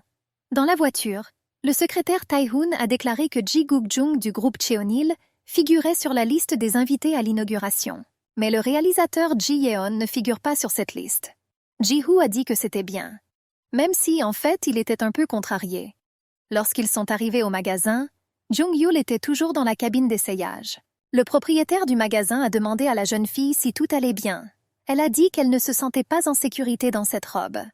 Mais quand Jung-Yul est sortie de la cabine d'essayage, Ji-Hoo a été choquée. La créatrice a déclaré que la fille était magnifique et que la robe lui allait parfaitement. Jung-Yul a remarqué Ji-Hoo et était confus. Puis elle lui a demandé si elle avait l'air étrange. L'homme se tut parce qu'il était frappé par sa beauté. Le propriétaire du magasin a dit à la jeune fille qu'il n'avait tout simplement pas de mots parce qu'elle était trop belle. Il a assuré que Yul serait la plus belle à la cérémonie. Le créateur a alors dit à la jeune fille qu'elle pouvait venir le voir si elle souhaitait se déguiser pour aller à une fête. Mais il a promis de la rendre si belle qu'aucun homme ne la laisserait passer. Ji-Hoo a dit à Jung-Yul qu'il était temps pour eux d'aller la tirer par la main jusqu'à la voiture. Le créateur a demandé à Ji-Hoo pourquoi il était venu chercher cette fille, s'ils étaient en couple. L'homme a serré Jung-Yul contre lui et lui a dit qu'ils étaient remariés. Ji-Hoo a ajouté que sa femme n'assisterait à aucune fête et n'attirerait pas l'attention des autres hommes. Alors qu'ils montèrent dans la voiture, Ji-Hoo a déclaré que sa tante Bang-Jen assisterait également à l'inauguration. Il lui assura qu'il veillerait à ce qu'elle ne les dérange pas. Au lieu de cela, l'homme a demandé à Jung-Yul de toujours être à ses côtés afin de pouvoir la protéger. Ensuite, Ji-Hoo a demandé à son assistant si les médias avaient été interdits d'entrer. Monsieur Tae-hoon a déclaré qu'il n'y aurait aucun étranger à l'inauguration. Il a ensuite demandé à Jung-Yul de montrer plus d'affection envers son mari. Après tout, ils devraient se comporter comme un couple nouvellement marié. Lorsqu'ils arrivèrent et entrèrent dans la salle, la cérémonie commença. Tout le monde s'est assis aux tables et a regardé la scène. Pendant la pause, Jung-Yul est allée aux toilettes pour faire une pause dans l'agitation. Elle se demandait comment Ji-Hoo pouvait gérer des événements aussi bruyants et le regard des gens. Lorsque la jeune fille est sortie des toilettes, elle a croisé le chef du groupe Cheonil, Ji Guk-jung, dans le couloir. L'homme, la voyant, a commencé à crier comment elle pouvait et comment oserait-elle venir ici. Jung-Yul était confus et ne savait pas quoi dire. À ce moment-là, Ji-Hoo s'est approché d'elle et a dit à son mari que c'était lui qui avait invité la jeune fille à son investiture. Le président a ensuite remercié le président Ji Guk-jung d'avoir pris le temps de venir ici. L'homme a répondu qu'il devait venir le saluer. Il a également ajouté qu'il attendait avec impatience une réunion d'affaires avec le nouveau président de la société, Chung-hoon Group. Ji-Hoo a répondu qu'il ferait de son mieux pour réaliser ses souhaits. L'homme leur dit au revoir et partit. Ji-Hoo dit alors à Jung-Yul qu'ils peuvent rentrer chez eux maintenant. Tante Bang-Jen a appris qu'ils partaient déjà et elle s'est approchée d'eux. La femme a demandé pourquoi le président de l'entreprise partait si tôt. Ji-Hoo a répondu qu'il avait terminé sa tâche et qu'il pouvait désormais être libre. D'autant plus que sa femme est déjà fatiguée. Bang-Jen a dit que tous les gens se sont rassemblés ici pour lui et il s'en va. L'homme a répondu qu'il le faisait uniquement pour bien paraître devant la direction. Ils se sont dit au revoir et se sont dirigés vers la sortie. Et la tante a commencé à insulter Jung-Yul, ajoutant qu'elle ne comprenait pas du tout la signification de l'investiture d'aujourd'hui. Ji-Hoo a serré la fille contre lui et a dit à la tante qu'elle ne comprenait toujours pas qu'elle n'avait pas le droit d'insulter sa femme. Elle devrait donc être polie avec elle. Bang-Jen est montée dans sa voiture et était très en colère. La femme s'est demandé si elle devait être mignonne si elle voulait être reconnue comme la tante du président du groupe Chung-hoon. Le chauffeur lui a demandé où l'emmener. Bang-Jen a répondu qu'elle était déjà apparue ici. Vous pouvez donc rentrer chez vous. La femme se demandait comment le président Ji Guk-jung connaissait Jung In-yul. Elle se demandait également s'il avait une raison d'être en colère contre elle. Après tout, cela ne pouvait pas être dû au fait qu'elle avait rompu ses fiançailles avec l'ami de son fils. Bang-Jen a décidé que le directeur de la succursale et Ji-Hoo n'étaient pas assez proches pour se battre à ce sujet. Et cette colère était définitivement dirigée contre Jung In-yul. Ne trouvant pas de réponse à sa question, la femme a appelé son assistant et lui a demandé quel était le lien entre Jung In-yul et le groupe Cheonil. De retour chez lui, Jung-Yul s'est assise sur le canapé pour se reposer. Ji-Hoo a demandé à sa femme si elle était trop fatiguée lors de la cérémonie d'inauguration. La fille a répondu qu'elle voulait juste dormir. Mais lorsqu'elle s'est levée du canapé, elle a perdu l'équilibre et est tombée. Ji-Hoo la souleva et la serra contre lui. L'homme a commencé à embrasser Jung-Yul et la jeune fille s'est rendue à lui. Les amoureux ont passé la nuit ensemble. Le matin, Ji-Hoo s'est réveillé le premier et a regardé la fille endormie. Il se souvint de ce qui s'était passé entre eux cette nuit-là et rougit. En fait, il n'avait rien de prévu pour aujourd'hui, mais Ji-Hoo a quand même décidé d'aller travailler. Il a embrassé sa femme endormie et lui a dit qu'il reviendrait bientôt. Jung-Yul s'est réveillé et est immédiatement allé voir son fils. Lorsque le garçon l'a serré fort dans ses bras lors de la réunion, elle a dit que bientôt ils vivraient ensemble, dans 10 jours. Mais l'après-midi, ma mère ira travailler. Jung-Yul a dit à son fils qu'il vivrait avec l'ami de sa mère. Le garçon a demandé si la personne avec qui ils allèrent vivre était jolie. La jeune fille a répondu que cet homme est une personne très gentille, même s'il est parfois têtu. Mais il est quand même merveilleux et mignon, comme son Ubin. Jung-Yul a promis à son fils qu'elle viendrait bientôt le chercher. Au bureau, Monsieur Tae-hoon dit au président qu'il y a de nombreuses rumeurs dans l'entreprise concernant sa relation avec Jung-yul. Ji-woo a répondu que cela arrive, mais que bientôt leur intérêt s'estompera. Le réalisateur a demandé à l'assistant ce qui le dérangeait tant. Tae-hoon a répondu qu'il espérait que Ji-woo ferait ce que son cœur lui disait de faire. Le soir, Jung-yul s'est assis sur le canapé devant la télévision et a attendu Ji-woo. Elle pensa un instant qu'elle était revenue à cette époque, il y a 5 ans. Lorsque l'homme est arrivé, la jeune fille a rapidement sauté du canapé et a couru pour lui servir à manger. Ji-woo lui a demandé si elle n'avait pas encore mangé parce qu'il voulait dîner avec sa femme. La jeune fille était très heureuse d'être importante pour lui. Le matin, Ji-woo a enfilé son costume et s'est préparé à aller travailler. Il regarda dans la chambre de Jung-yul, et elle aussi était déjà prête. Après être montée dans la voiture, Ji-woo a demandé à sa secrétaire quel était son emploi du temps pour aujourd'hui. Monsieur Tae-hoon a répondu que rien n'est prévu le matin.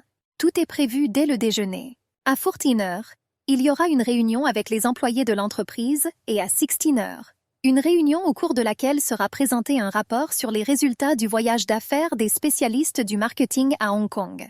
Ji-woo a demandé à Tae-hoon depuis combien de temps il n'avait pas parcouru tous les départements de l'entreprise. L'homme a ajouté qu'il souhaitait féliciter tout le monde après sa nomination au poste de président de l'entreprise. Monsieur Tae-hoon a souri et a demandé si c'était parce qu'aujourd'hui était le premier jour de travail de Madame Jung In-yul. Ji-woo sourit et ne dit rien. Le chef du département de design a présenté Jung-yul à ses collègues, lui a montré le lieu de travail et lui a souhaité une adaptation rapide. Tout le monde a gentiment accueilli la jeune fille par des applaudissements. Un jeune homme a demandé au gérant s'il y aurait une fête de bienvenue. La femme a demandé à Jung-yul si elle était contre une telle fête parce que c'était une tradition de leur équipe. La fille a dit que cela ne la dérangeait pas. Ensuite, le directeur a dit à tout le monde de commencer à travailler et est parti. Mais dès son départ, ses nouveaux collègues ont commencé à approcher Jung-yul un à un. Tout le monde voulait la rencontrer. Soudain, un jeune homme est arrivé en courant et a dit à tout le monde que le président de l'entreprise, Bang Ji-hoo lui-même, venait à leur bureau pour vérifier leur travail. Toutes les filles ont immédiatement commencé à se colorer et à se peigner les cheveux. Les garçons ont commencé à se demander s'ils avaient l'air bien aujourd'hui. Jung-yul ne s'attendait pas à ce genre de comportement. Un type lui a dit que dans d'autres entreprises, tout le monde nettoie son lieu de travail. Mais chez Chung-hoon Group, tout le monde gambade, les femmes comme les hommes. Une fille a dit qu'elle avait vu le président de l'entreprise aujourd'hui et qu'il était parfait et très beau. Un autre gars a dit qu'il ressemblait à une vraie star de cinéma. Une autre fille a dit que c'était vraiment une chance qu'il leur rende visite aujourd'hui. Elle a supposé que Jung-yul était leur porte-bonheur. Car dès qu'elle est venue travailler avec eux, le président a décidé de leur rendre visite. La jeune fille a dit que c'était une coïncidence. Elle ne voulait vraiment pas qu'ils connaissent la vérité. Le président Ban Ji-hoo a tour à tour fait le tour des départements de son entreprise. Monsieur Tae-hoon l'a informé qu'ils étaient en route vers le département de conception. Il était heureux de la voir enfin. Le chef du département a félicité le président de l'entreprise et a déclaré que c'était pour eux une très agréable surprise de le voir ici. Ji-hoo a répondu que l'équipe de conception dégage une atmosphère particulière. Il jeta un coup d'œil furtif à Jung-yul. La femme a rappelé au président qu'ils avaient pris la première place parmi tous les départements lors de l'évaluation annuelle des performances des équipes de l'entreprise. Le directeur a également ajouté qu'il prévoyait une fête de bienvenue pour souligner l'arrivée d'un nouvel employé dans leur équipe. Elle a invité le président à rejoindre leur parti. Bang Ji-hoo a répondu qu'il avait beaucoup à faire, donc une autre fois. Il a dit au revoir à tout le monde et est parti. Et Jung-yul est resté assis, torturé par le fait qu'il ne lui prêtait pas du tout attention. Tard dans la nuit, lorsque Ji-hoo rentra chez lui, personne n'était là. Il était surpris que Jung-yul soit toujours au travail. L'homme pensait que le bureau d'études n'épargnait pas du tout ses employés. Ji-hoo se demande alors pourquoi il est si inquiet pour Jung-yul. Après tout, ils ne vivent ensemble que quelques semaines. Il ne comprenait pas ce qu'il attendait de cette relation. Lorsque Jung-yul est rentrée chez elle, elle a vu Ji-hoo dormir sur le canapé et l'attendait. La jeune fille ôta ses chaussures et s'assit sur le canapé à côté de son mari. Sachant qu'il ne pouvait pas l'entendre de toute façon, elle a dit qu'il était une personne complètement différente dans le bureau. Tout le monde l'adore, comme s'il s'agissait de leur idole. Les gens rêvent qu'ils les regardent. Jung-yul a ajouté qu'elle comprenait leur admiration pour lui, parce que c'est vraiment une personne merveilleuse. Comme il y a 5 ans. La jeune fille dit « Si seulement alors », elle n'était pas d'accord et est partie. Et Ji-Hoo ouvrit les yeux. Il était très curieux de savoir ce que Jung-Yul voulait lui dire. Mais il ne voulait pas qu'elle sache qu'il écoutait aux portes. Jung-Yul venait juste de terminer son travail lorsque tout le monde était sur le point de partir pour la fête.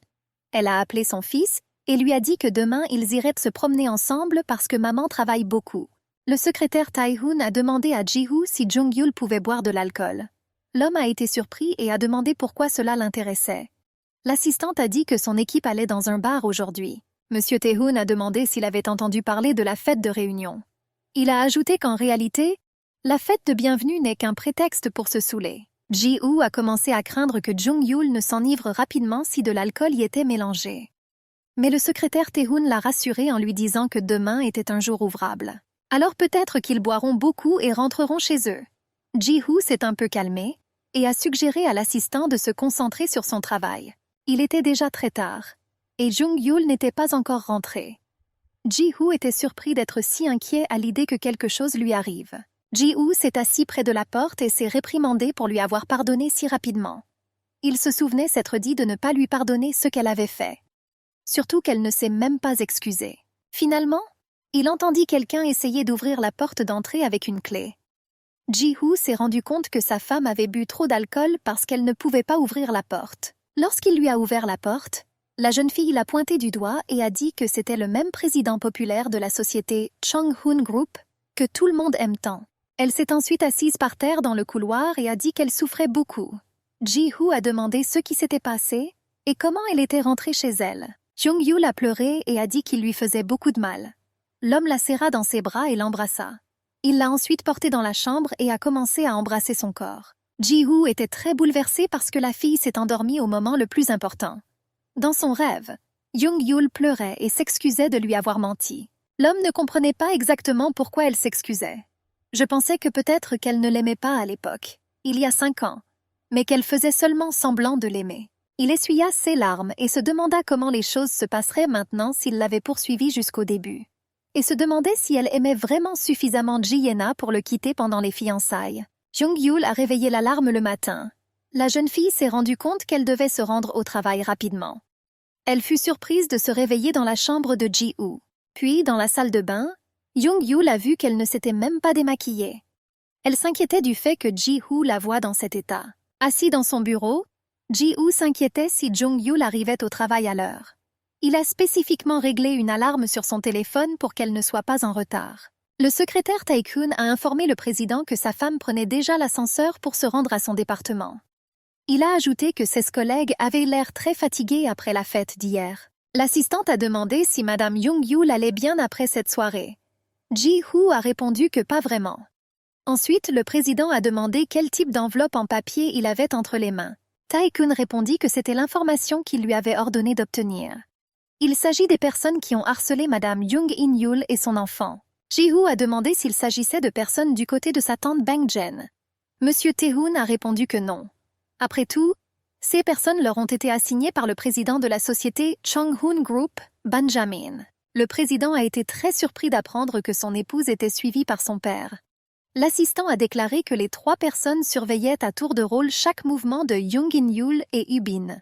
Il y avait une surveillance 24 heures sur 24 près du jardin d'enfants, près de la maison de Han Ji-soo, et même près de sa maison. Mais Tae-hoon a ajouté qu'aucune mauvaise intention n'avait été constatée de leur part. Ji-Hoo se demandait pourquoi son père suivait sa femme et son enfant. Tae-hoon interrompit ses pensées et demanda si le président se souvenait de son anniversaire. L'homme a répondu qu'il s'en souvenait. Il a ajouté que cette année, comme d'habitude, ils célébreront chez leurs parents. Tae-young a dit que ce seraient les premières vacances avec Jung-Yul dans leur famille. La jeune fille entra dans le bureau du département de design et expira en disant qu'elle n'était pas en retard. Jung-Yul a vu son collègue, Monsieur Han Sung, qui lui a fait signe. Tous les autres collègues étaient allongés sur leur bureau, épuisés par la fête d'hier soir. Le jeune homme a demandé à la jeune fille comment elle était rentrée chez elle hier. Han Sung a dit qu'elle était tellement ivre qu'il voulait la raccompagner chez elle parce qu'il était très inquiet pour elle. Jung-Yul a dit qu'elle était très gênée. La jeune fille a ajouté qu'elle rentrait généralement chez elle après s'être un peu saoulée et a remercié sa collègue pour son inquiétude. Han Sung a déclaré qu'il ne pouvait pas la contacter car il n'avait pas son numéro de téléphone. Il a ensuite demandé à avoir la possibilité de la raccompagner chez elle une fois de plus. Jung-Yul a souri et a dit que la prochaine fois, elle rentrerait tôt chez elle et ne dérangerait personne. Jung-Yul et Jo-hee marchèrent dans le couloir et elle a demandé à un collègue pourquoi ils allaient à cette réunion où le président de l'entreprise serait présent. Après tout, ces rassemblements sont généralement suivis par ceux qui ont un rang plus élevé qu'eux. Par exemple, le chef du département. Jo-hee a supposé que le président venait de prendre ses fonctions. Il le fait donc afin de comprendre directement le travail de l'entreprise auprès des employés responsables. La jeune fille a demandé à Jung-Yul si elle pensait qu'il était trop scrupuleux. Jo-hee a ensuite déclaré que certains travailleurs avaient encore peur de se joindre à cette réunion, car le président soulignerait leurs erreurs. Jo-hee a déclaré que le nouveau président n'est capable de diriger une entreprise aussi grande que parce qu'il est très compétent dans de nombreux domaines professionnels. La chef du département de conception a terminé son rapport. Le président de l'entreprise, Bang Ji-woo, a demandé si c'était là tous les progrès réalisés jusqu'à présent. La femme a répondu que la reconstruction interne est actuellement en cours et que l'ouverture de l'exposition approche à grands pas. Elle a ajouté qu'il devrait le terminer avant l'exposition. La présidente a demandé à la gérante si elle considérait normal que la rénovation des locaux de la galerie soit achevée la veille de l'exposition. Toutes les personnes présentes étaient silencieuses. Bang Ji-woo a ensuite demandé si elle avait approuvé tous les travaux répertoriés dans ce rapport, après avoir soigneusement évalué chacun d'entre eux. Puis il a demandé si elle correspondait au thème de l'exposition. Le gérant répond que tous ces ouvrages sont recommandés par l'Association des illustrateurs. Bang Ji-woo a demandé à nouveau si elle pensait vraiment qu'il correspondait au thème de l'exposition. Le président a ensuite demandé s'il était vrai que le chef du département de design avait accepté ces travaux sur la seule base des retours de l'Association des illustrateurs, sans les vérifier personnellement. Ainsi, elle n'a pas vérifié si les œuvres correspondaient au thème de l'exposition. Il a ensuite demandé à la femme si elle avait travaillé de la même manière sous le précédent président de l'entreprise. Bang Ji-woo a suggéré que le dirigeant pensait que le nouveau président était jeune et inexpérimenté. La femme a dit que tout n'allait pas, mais a promis de régler le problème. Le président lui a chargé de tout arranger et de lui envoyer d'ici la fin de cette semaine un nouveau rapport sur l'avancement des préparatifs de l'exposition. Et aussi, rappeler la nécessité d'achever la rénovation de la galerie. Lorsque le président est parti, tout le monde a poussé un soupir de soulagement que la réunion soit terminée. Jo-hee a dit à Jung-Yul qu'il n'avait définitivement aucune chance de rentrer chez eux plus tôt aujourd'hui. Tout le monde a commencé à se disperser. Et le chef du département de conception a demandé à Jung-Yul de nettoyer la salle de conférence. La jeune fille a réfléchi au sérieux avec lequel Ji-woo prend son travail. Jung-Yul faisait le ménage dans la salle de conférence lorsque son téléphone a sonné. La jeune fille a répondu à Ji-yen qu'elle était également heureuse de l'entendre. Elle a ensuite dit qu'il manquait beaucoup à Ubin. Puis elle lui a demandé s'il mangeait bien et s'il n'était pas malade. Ji-yeonu a dit que tout allait bien et lui a demandé comment elle allait. Jung-Yul a dit qu'elle travaillait. Ji-yeonu voulait lui dire quelque chose. Mais à ce moment-là, Ji-woo entra dans la salle de conférence. La jeune fille a eu peur et a raccroché par surprise. Le président de l'entreprise prit son stylo sur la table et quitta silencieusement la salle de conférence. Jung-Yul se tenait avec le téléphone dans les mains et ne comprenait pas pourquoi il n'était pas venu la voir. Le lendemain, après le travail, Jung-Yul est sortie. Han Seong est venu vers elle dans sa voiture et elle s'est assise à côté de lui. Le jeune homme lui a demandé si elle était déjà allée à la galerie. La jeune fille a répondu qu'elle n'était jamais allée à la galerie. Han Seong a alors déclaré qu'elle serait très impressionnée. Quand ils sont arrivés, c'est arrivé. Jung-Yul a dit que la galerie était très jolie, même depuis la rue. Un collègue a dit que le premier étage de ce bâtiment est une galerie et que l'étage supérieur est la fondation culturelle du groupe Chonghong. Han Seong a déclaré qu'il comprenait pourquoi le président était si en colère. Car la réfection de cette salle a pris du retard depuis longtemps. Et le jour d'ouverture de l'exposition approche à grands pas. Le jeune homme a proposé à Jung-Yul d'aller voir comment progresse la rénovation de la galerie. À ce moment-là, le secrétaire Tae-hoon a demandé à Ji-woo s'il avait préparé un cadeau pour son père. L'homme a répondu que Ji-hee s'en était déjà occupé. D'ailleurs, pour qu'il ne donne pas en cadeau, son père a déjà tout. Ji-woo a ensuite ajouté qu'il lui avait déjà offert un cadeau. Monsieur Tae-hoon a demandé s'il disait cela à propos du contrat avec la société japonaise. Un assistant a déclaré que c'était son premier travail majeur depuis l'investiture. Tae-hoon a ensuite rappelé à Ji-woo que le dîner de célébration aura lieu samedi à 7 heures du soir au restaurant de l'hôtel. Ji-woo a dit qu'il y irait lui-même. Le secrétaire fut très surpris, et demanda si le testament ne disait pas que sa femme devait assister à tous les événements avec lui. Ji-Hoo a répondu avec colère que l'anniversaire de son père ne pouvait pas être considéré comme un événement officiel. Tae-hoon est contrarié que Jung-Yul ne soit pas là pour la première soirée en famille. Dans le bureau du directeur de la galerie, le président a été informé que sa mère Ban-jen était déjà partie déjeuner. Ji-Hoo était contrarié d'être en retard, mais a dit qu'il voulait dîner avec elle. Le président a dit à sa secrétaire qu'il serait de retour ici dans 1 heure et lui a demandé quel était son emploi du temps. Monsieur Tae-hoon a regardé la tablette.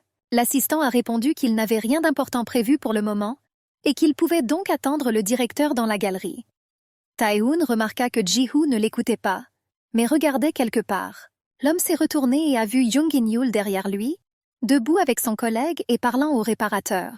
Le président de l'entreprise s'est approché d'eux. Han Seong, remarquant le président, le salua et lui dit qu'ils vérifièrent l'avancement des travaux de rénovation de la galerie. Le jeune homme regarda son collègue. La jeune fille se tut et il lui rappela qu'il fallait lui dire bonjour. Jung-Yul a félicité monsieur le président de la société Bang Ji-Hoo. Et lui, sans la quitter des yeux, demanda au garçon comment avancèrent les réparations. Han Song a répondu que tout serait fait à l'heure convenue. Le jeune homme a ajouté que jusqu'à ce moment, ils visiteront la galerie tous les jours et suivront le processus de réparation. Après avoir tout raconté au président, le garçon a dit qu'il était temps pour eux de partir. Monsieur Tae-hoon a demandé au président pourquoi il ne devrait pas examiner personnellement les travaux de réparation s'il est encore temps. Ji-Hoo ne s'attendait pas à devoir accompagner Jung-Yul, mais il a compris qu'il devait le faire et les a accompagnés. Voyant le câble au sol, le président a demandé si c'était dangereux. Han Song a répondu qu'ils ne sont pas connectés. Donc tout ira bien. Le président s'est indigné et a ajouté que cela ne suffit pas pour être sûr qu'il n'y a pas de danger. Le gars a dit qu'il devait se retirer pour régler le problème. Jung-Yul était heureuse de pouvoir partir maintenant aussi. Mais monsieur Tae-hoon lui a demandé d'effectuer une tournée pour le président. La jeune fille a répondu qu'elle-même n'était ici que pour la première fois. Mais Tae-hoon ne l'a pas écoutée. Il a dit qu'il devait partir de toute urgence et les a laissés seuls. Lorsqu'ils furent seuls, Ji-Hoo demanda à sa femme si elle aimait son nouveau travail. Jung-Yul a répondu qu'elle ne travaille que quelques jours, mais que les gens ici sont gentils. Ji-Hoo lui a alors demandé comment allait Ji-yeon. La jeune fille fut choquée par cette question. Elle a dit que les choses ne se passèrent pas comme il le pensait. Ne voyant pas le câble, Jung-Yul a trébuché dessus avec son pied. La fille est tombée et l'homme a demandé pourquoi cela lui arrivait tout le temps. La lumière d'en haut commença à tomber sur eux, et Ji-Hoo couvrit sa femme de lui-même. L'homme gisait sur le sol couvert de sang et de verres brisés. Jung-Yul a crié et a essayé de savoir s'il était conscient. À son cri, monsieur Tae-hoon a couru vers eux. Il a dit qu'en raison des éclats de verre qui dépassèrent de son corps, il ne devrait pas essayer d'arrêter le saignement avec une pression. La secrétaire a appelé une ambulance. Jung-Yul a pleuré et a supplié son mari de reprendre ses esprits. Ji-Hoo a ouvert les yeux et a demandé à sa femme de ne pas crier si fort parce que cela lui donnait mal à la tête. La jeune fille a pleuré et a dit qu'elle était responsable de ce qui s'était passé. L'homme lui a demandé si elle était blessée. Jung-Yul a répondu qu'elle allait bien parce qu'il l'avait sauvée. Ji-Hoo a souri et a dit qu'il était heureux qu'elle soit indemne. Après que l'homme ait été examiné, Jung-Yul lui a demandé ce que le médecin avait dit. L'homme a déclaré avoir quitté la salle d'intervention avec une main bandée. Il resta silencieux, et sa femme continua de lui poser des questions sur sa blessure. Jung-Yul a demandé si le verre avait été retiré, si la blessure était grande et combien de points de suture il avait. Ji-Hoo, réalisant qu'elle ne se retirerait pas, a déclaré que la blessure mesurait environ 10 cm. La jeune fille fut choquée par une telle nouvelle. Monsieur Tae-hoon s'est approché d'eux et Jung-Yul lui a dit que tout était de sa faute. La secrétaire a dit que c'était la faute des employés, pas elle. Il a ajouté qu'ils avaient laissé leurs matériaux de construction sans surveillance et qu'ils avaient fait un travail de mauvaise qualité. Les réparateurs doivent donc en assumer l'entière responsabilité. Ji-Hoo était d'accord avec son assistant et lui a dit qu'il devrait aller au bureau. Jung-Yul a été choquée que son mari veuille retourner travailler maintenant. Elle a dit qu'elle ne le laisserait aller nulle part parce qu'il venait de subir plusieurs points de suture sur sa blessure de 10 cm. Monsieur Tae-hoon a également tenté de persuader le président de rentrer chez lui. L'assistant a remis l'enveloppe au directeur Bang Jen et a déclaré que son enquête avait révélé que le directeur du groupe Cheonil, Ji Yeonu, envoyait constamment de l'argent sur le compte de Jung-in-Yul. La femme fut très surprise et demanda s'ils étaient si proches. Elle a ensuite demandé où se trouvait Ji Yeonu pendant 2 ans après la disparition de Young-yul. L'assistant a répondu que le directeur Ji Yeonu était impliqué dans la gestion du groupe Cheonil, assistant le président de la société. Cependant, aucun argent n'est arrivé sur ce compte depuis quelques mois. Bang Jen s'est souvenu que Ji-hoo et Ji-yeon entretenirent le genre d'amitié forte qui est rare dans le monde des gens riches. Elle se demandait pourquoi il avait parrainé Young-yul toutes ces années. La femme pensait que la réponse à cette question se trouvait en surface. Elle a décidé qu'il s'agissait d'une pension alimentaire pour enfants. Ensuite, Bang Jen s'est souvenu de la rencontre entre le PDG du groupe Cheonil et Young-yul. Maintenant, elle comprit pourquoi l'homme réagissait ainsi envers cette fille. Young-yul, qui était fiancée à l'ami de son fils, s'est enfui avec son fils et est tombée enceinte de lui. Et puis il retrouve la fille disparue avec l'ami de son fils lors d'un événement officiel. En plus, elle a maintenant un enfant. Il semblait à la femme que le puzzle était complet et qu'elle comprenait tout. Bang Jen a demandé à son assistante combien d'invités il y aurait au dîner d'anniversaire du président samedi. Le secrétaire Khan a répondu qu'à sa connaissance, il y avait 6 invités. La femme lui a alors demandé d'appeler le restaurant et d'ajouter un autre siège. Bang Jen a dit qu'elle irait là-bas et vérifierait les choses par elle-même. Allongée dans son lit, Ji-hoo se demandait s'il serait capable d'accepter le bébé de Young-yul, qui emménagerait avec eux dans une journée seulement. Un garçon qui lui tiendra la main. Il ne savait pas ce qu'il ressentirait en le voyant. Ji-hoo avait peur de ne pas arrêter de penser à Jung-yul et Ji Yeonu étant ensemble alors qu'ils regardaient Ubin. Jung-yul n'arrivait pas à dormir. Elle était très inquiète pour le bien-être de Ji-hoo. La jeune fille s'est donc rendue dans sa chambre pour vérifier son état. Il avait une forte fièvre. La jeune fille fit une compresse froide à l'homme, lui mit un linge mouillé sur le front et s'endormit à côté de lui. Lorsque Ji-hoo se réveille le matin, il remarque Jung-yul sur son lit. En voyant la compresse, il réalisa qu'elle avait pris soin de lui toute la nuit. Le mari a soigneusement couvert sa femme d'une couverture et s'est mis au travail. Lorsque Young-yul s'est réveillée, elle a vu qu'il était déjà 11 heures de l'après-midi. La jeune fille avait très peur d'être en retard au travail, où elle ne travaille que depuis 1 semaine. Elle s'est rapidement ressaisie et a décidé d'appeler le chef du groupe et de s'excuser. En décrochant son téléphone, Young-yul a vu un message de Han-sung. Il lui a écrit qu'il avait entendu le chef du groupe lui dire qu'elle avait été hospitalisée et lui a souhaité un prompt rétablissement. Le jeune homme a ajouté qu'il se retrouverait après le week-end. Jung-yul s'est rendu compte que c'était Ji-hoo qui avait dit au superviseur qu'elle avait été blessée. Même si, en fait, il a souffert. La jeune fille a décidé de rester à la maison et de se reposer un peu. Le lendemain matin, samedi, Jung-yul a appelé Ubin et lui a dit qu'elle pourrait le ramener à la maison dans la journée. Le garçon était très heureux parce que sa mère lui manquait. La jeune fille a demandé à son fils d'obéir à sa grand-mère. Et demain, elle viendrait le chercher chez la tante de Jisoo. Après avoir raccroché, Young-yul a pensé que Ji-hoo travaillait trop. Elle voulait qu'il revienne bientôt du travail. La jeune fille a même pensé à lui rendre visite au travail. Puis, tout à coup, son téléphone sonna. C'était un numéro inconnu. Jung-yul a décroché le téléphone et a répondu à l'appel. La femme a dit qu'elle était la tante de Ji-hoo, Bang Jen. Elle a demandé à la jeune fille de faire ses valises et de sortir à 7 heures du soir. La jeune fille a demandé ce qui s'était passé. La tante a dit qu'il y avait une réunion de famille ce soir. Alors Ji-hoo lui a demandé d'amener sa femme. Jung-yul savait que quelque chose n'allait pas ici. Elle pensait que la réunion allait effectivement avoir lieu. Mais il était étrange que ce soit tante Bang Jen qui l'en ait informée, et non Monsieur Tae-kun. Lorsque Ji-hoo est arrivé au restaurant, ses parents, son frère et sa sœur étaient déjà assis à table. L'homme s'excusa d'être en retard et s'assit à côté d'eux. Ji-hoo a regardé les 2 chaises vides et a demandé si quelqu'un d'autre devait venir en plus de tante Bang Jen. Frère a demandé si Jung-yul n'aurait pas dû l'accompagner. Ji-hoo a répondu que non. Le frère a alors supposé que tante Jen viendrait avec sa fille. Benjamin a dit qu'elle devrait venir bientôt. Lorsque la porte s'est ouverte, Bang Jen s'est excusée d'être en retard. Elle a dit qu'ils étaient en retard à cause du trafic intense sur le chemin. Et tout le monde a vu Jung-yul debout derrière elle. Les invités ont pris les places vides. Bang Jen a demandé à Ji-hoo comment sa femme pouvait apprendre les valeurs familiales s'il ne l'emmenait pas avec lui aux réunions de famille. Tout le monde était silencieux. Et seul le frère de Ji-hoo, Ji-hae Sung-bae, a souri à la fille et lui a dit que cela faisait longtemps qu'ils ne s'étaient pas vus. Jung-yul lui sourit en retour et dit que c'était le cas. Bang Jen a demandé pourquoi tout le monde était si triste le jour de l'anniversaire de son frère, qui devait être célébré dans le cercle familial. Bang Ji-hee a demandé à sa tante ce qu'elle entendait par « cercle familial ». Ji-hae Sun-bae a essayé de calmer sa sœur, mais la fille lui a demandé si elle avait tort. Ban-jen a tendu une petite boîte à son frère et lui a dit que c'était son cadeau pour lui. Il y avait de beaux boutons de manchette avec des pierres précieuses vertes ressemblant à des émeraudes. Benjamin a remercié sa sœur pour le cadeau et tous les invités ont commencé à dîner. Au bout d'un moment, tante Bang-jen a demandé à Ji-hoo pourquoi le bébé de Jung-yul ne vivait pas avec eux. Après tout, ils ont déjà enregistré leur mariage et l'enregistrement d'un enfant dans la famille Ban est également une condition obligatoire. Ji-hoo a demandé si le moment était venu d'en parler. L'homme a ajouté que le délai pour remplir les termes du testament n'a pas encore expiré.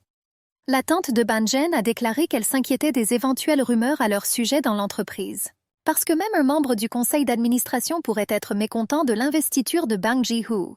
Ji-hoo a répondu à la tante qu'elle ne devrait pas s'inquiéter pour ça. La femme sourit sournoisement et dit qu'elle avait entendu d'étranges rumeurs. Il semble que sa femme et le directeur du groupe Cheonil, Ji-yen, entretiennent une relation très étroite. Ji-hoo a demandé ce qu'il y avait de si inhabituel à ce sujet. Bang-jen a dit que cela n'aurait pas d'importance si le bébé de Jung-yul n'était pas de lui. La jeune fille laissa soudain tomber sa fourchette par terre. Elle voulait venir la chercher, mais Ji-hoo l'a calmée et lui a dit qu'il demanderait au serveur de remplacer ses couverts. Bang-jen s'est moqué de Jung-yul. Et Ji-hoo a dit à sa tante que cette fille était sa fiancée dans le passé et que Ji Yeonu était son meilleur ami. Il a ajouté qu'il serait étrange qu'ils ne se connaissent pas. Et Ji-hoo a également demandé à tante Bang-jen de ne pas s'inquiéter pour leur famille et l'enfant de sa femme. La tante a répondu à Ji-hoo qu'elle ne s'inquiétait pas pour l'enfant, mais que ce garçon pourrait mettre en danger la réputation de la société John-hoon Group avec des rumeurs scandaleuses. Benjamin s'est levé de table et a dit que tout le monde pouvait partir s'il avait fini de dîner. Ji-hoo a dit à son père qu'il l'accompagnerait jusqu'à la voiture. Resté seul avec Bang-jen, Jung-yul dit à la femme qu'elle l'a trompé en l'attirant ici. La femme a répondu que la jeune fille se sentait mal à l'aise ici. Après tout, cet endroit et cette famille ne sont pas pour elle. Tante a dit à Jung-yul qu'elle devrait connaître sa place. Elle a ensuite demandé à la fille comment elle pouvait se comporter ainsi en amenant l'enfant Ji-yeon au groupe Chon. Jung-yul a demandé à la femme de ne pas agir comme si elle savait tout. La jeune fille a demandé à Ban-jen si elle avait des preuves pour étayer ses propos. Bang-jen a ri et a dit que Ji Yeonu avait arrêté de lui envoyer de l'argent et que c'était pourquoi elle était allée travailler au groupe Cheong-ong. Elle a alors supposé que la jeune fille avait supplié son père de l'embaucher. La tante a ajouté que Ji Yeonu était aussi fou parce qu'il avait volé la mariée à son meilleur ami. À ce moment-là, Ji-hoo s'est approché d'eux et a dit à tante d'arrêter. L'homme a ajouté qu'elle perdait désormais sa dernière dignité. Ban-jen a demandé s'il ne pouvait pas l'entendre. Ji-hoo a répondu qu'il veillerait lui-même à la réputation du groupe Cheong-hoon.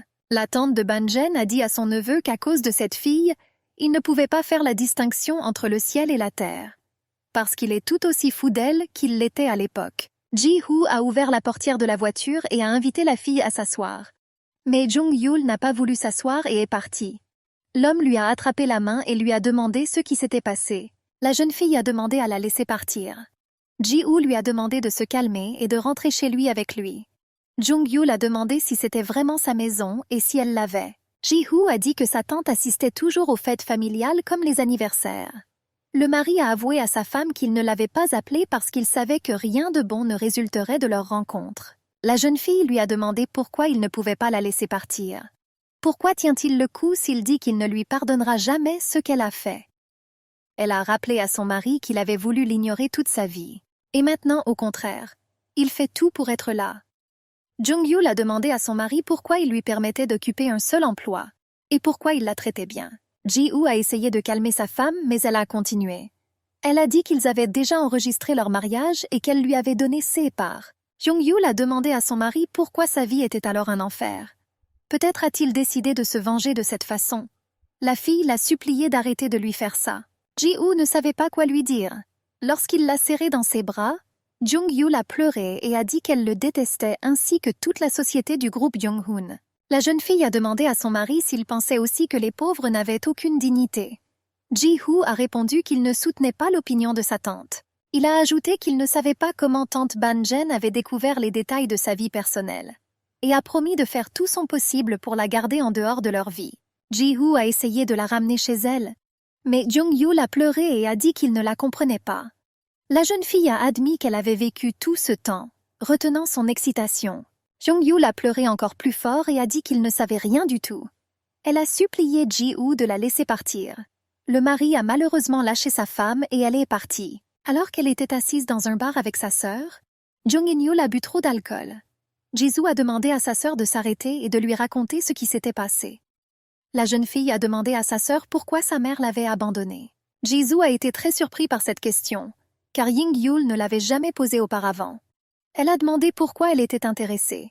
Yul a dit que sa mère la protégerait de tous les ennuis. La jeune fille a ajouté que son amour lui manquait vraiment. Elle a dit qu'elle aimait tellement Yubin qu'elle ferait tout pour le rendre heureux. Jisoo a commandé une autre bouteille et a dit à sa sœur qu'elle n'aimait pas la société Jonghoon Group et tous ceux qui y étaient associés, parce qu'ils l'ont blessée et la font pleurer. La jeune fille a ajouté qu'elle savait qu'In-yul détestait également la société Jonghoon Group, mais qu'elle aimait Ji-woo à mort. Jong-yul a été choquée d'entendre cela. Jisoo a dit qu'il y a 5 ans, elle l'aimait et maintenant elle l'aime tout autant et ne l'a jamais oublié. La sœur a ajouté que Yul avait tellement peur de blesser autrui qu'elle a pris sur elle. La jeune fille a pleuré et a dit que son cœur lui faisait tellement mal qu'elle pensait qu'elle allait mourir maintenant. Jong-yul a demandé à sa sœur si elle avait fait le mauvais choix il y a 5 ans. Puis la jeune fille s'est rassurée en lui disant qu'elle n'avait pas d'autre choix. Jisoo a dit à sa sœur que ce n'était pas de sa faute. In-yul a alors déclaré qu'elle se sentait mal parce qu'elle ne pouvait rien faire. Elle pleurait en disant qu'elle ne pouvait rien faire comme il y a 5 ans. Après tout, Ji-woo a dit qu'il la détestait. Mais alors, pourquoi protège-t-il et sauve-t-il constamment? Jong-yul a ajouté que d'une manière ou d'une autre, elle l'aime encore plus qu'à l'époque. Jisoo sourit à sa sœur et la serra dans ses bras. La fille a dit que c'était de l'amour et Yul a pleuré encore plus fort. Ji-woo entra dans sa chambre. Il était très en colère contre tante Bang-jen pour avoir dissuadé Jong-yul. Il pensait que seul lui et Tae-young étaient au courant pour le bébé et Ji-yeon. L'homme ne s'attendait pas à ce que quelqu'un en parle. Il se rappela comment la jeune fille lui avait demandé de la laisser partir, et se demanda ce qu'elle voulait dire. Puis il se souvint qu'elle avait dit qu'elle n'avait pas de maison. Ji-woo a sauté du lit parce qu'il avait peur qu'elle disparaisse à nouveau. Il ne savait pas s'il pourrait à nouveau gérer ça. L'homme s'est souvenu de sa confession dans un rêve. Elle a dit qu'elle lui avait menti une fois, mais il ne comprenait pas de quoi il s'agissait. Ji-woo se souvient des derniers jours heureux de leur vie et pense que Ji Yeonu n'est définitivement pas l'homme qu'elle aime. Jisoo regarda sa sœur endormie et se sentit désolé pour elle. La jeune fille s'est endormie après avoir beaucoup pleuré. L'infirmière posa soigneusement sa tête sur la table et alla appeler un taxi. Soudain, le téléphone de la jeune fille sonna. Elle a répondu à un numéro inconnu. Ji-woo a demandé à Ji-soo où était sa sœur. La jeune fille était très surprise qu'il ait son numéro de téléphone. Ji-woo, alors qu'il conduisait sa voiture, a déclaré qu'il avait demandé à M. Tae-hoon de trouver son numéro pour savoir où se trouve In-yul. Jisoo a dit qu'elle devait être chez eux. Ta-ji-woo a demandé de l'aider à retrouver sa femme. La jeune fille a demandé pourquoi sa sœur devait toujours souffrir de sa famille. Puis l'homme réalisa que Ying-yul était avec sa sœur et il était heureux. Il a demandé à Jisoo où il se trouvait maintenant. La fille a dit que Jong-yul était censé venir chercher son fils demain. Alors elle passe la nuit avec elle. Ji-woo a demandé à nouveau où se trouvait sa femme maintenant. Ji-soo pensait que Ji-woo était aussi incontrôlable et arrogant qu'il l'avait toujours été. Elle ne comprenait pas pourquoi sa sœur l'aimait. En arrivant chez Jisoo, Ji-woo a demandé à la fille où elle se trouvait maintenant. Jisoo a abandonné et a répondu qu'elle se tenait devant un étal de rue. Lorsqu'il a remarqué qu'une fille lui faisait signe à l'extérieur du café, l'homme s'est rapidement approché d'elle et lui a demandé où était Jong-yul. Jisoo a dit qu'elle était au bar. Ji-woo fut surpris de voir sa femme dormir sur la table parmi les bouteilles d'alcool vides. Jisoo, voyant sa surprise, dit qu'elle avait essayé de l'arrêter. Lorsque Ji-woo a jeté sa veste sur sa femme, Ji-soo a été surpris. Elle le regardait et ne parvenait pas à croire que cet homme était si doux. L'homme qui a fait souffrir sa sœur. Jisoo ne pouvait pas le supporter et lui a demandé directement pourquoi il faisait autant pleurer Jong-yul. Ji-woo a demandé si elle pleurait. La sœur a dit que la fille avait pleuré longtemps à cause de lui. Ji-woo a mis la fille sur ses épaules et l'a portée jusqu'à la sortie. Jisoo a demandé à son mari ce qu'il faisait. Ji-woo a répondu qu'il ramenait sa femme à la maison. La jeune fille lui a demandé pourquoi il était venu ici, s'il pouvait simplement l'oublier. L'homme a répondu qu'il devait prendre soin de sa femme. Jisoo est restée seule, ne sachant pas si c'était vraiment le même Ji-woo qu'elle connaissait auparavant. L'homme a mis la jeune fille dans la voiture et a bouclé sa ceinture de sécurité. Tandis que Ji-woo transportait sa femme jusqu'à l'appartement, il ressentit une vive douleur à l'épaule blessée, mais essaya de l'ignorer. Jung-yul s'est réveillé et a commencé à lui dire des mots agréables à l'oreille. L'homme rougit et posa la jeune fille sur le lit. Il lui a dit qu'il ne l'avait pas poursuivie il y a 5 ans et qu'il ne lui avait pas demandé où elle s'était enfuie, pas seulement à cause de sa trahison et de sa fierté. Ji-woo lui a caressé les cheveux et a dit qu'il avait peur que leur relation avec Ji Yeonu soit vraie. Et il avait peur de lui pardonner et de se signer. Il a admis qu'il avait très peur de la perdre à nouveau. Ji-woo a pris la main de la jeune fille endormie et a dit que si elle disparaissait à nouveau, son monde s'effondrerait. L'homme a ajouté qu'elle pouvait aimer n'importe qui, mais pour lui-même, il a clairement décidé qu'il allait la reprendre. Le matin, Jung-yul a pris une douche et s'est assise sur le canapé sans force. La fille a pensé au fait qu'elle a récemment bu beaucoup d'alcool et qu'elle s'endort rapidement. Puis elle se souvint de tout ce que Ji-woo avait dit.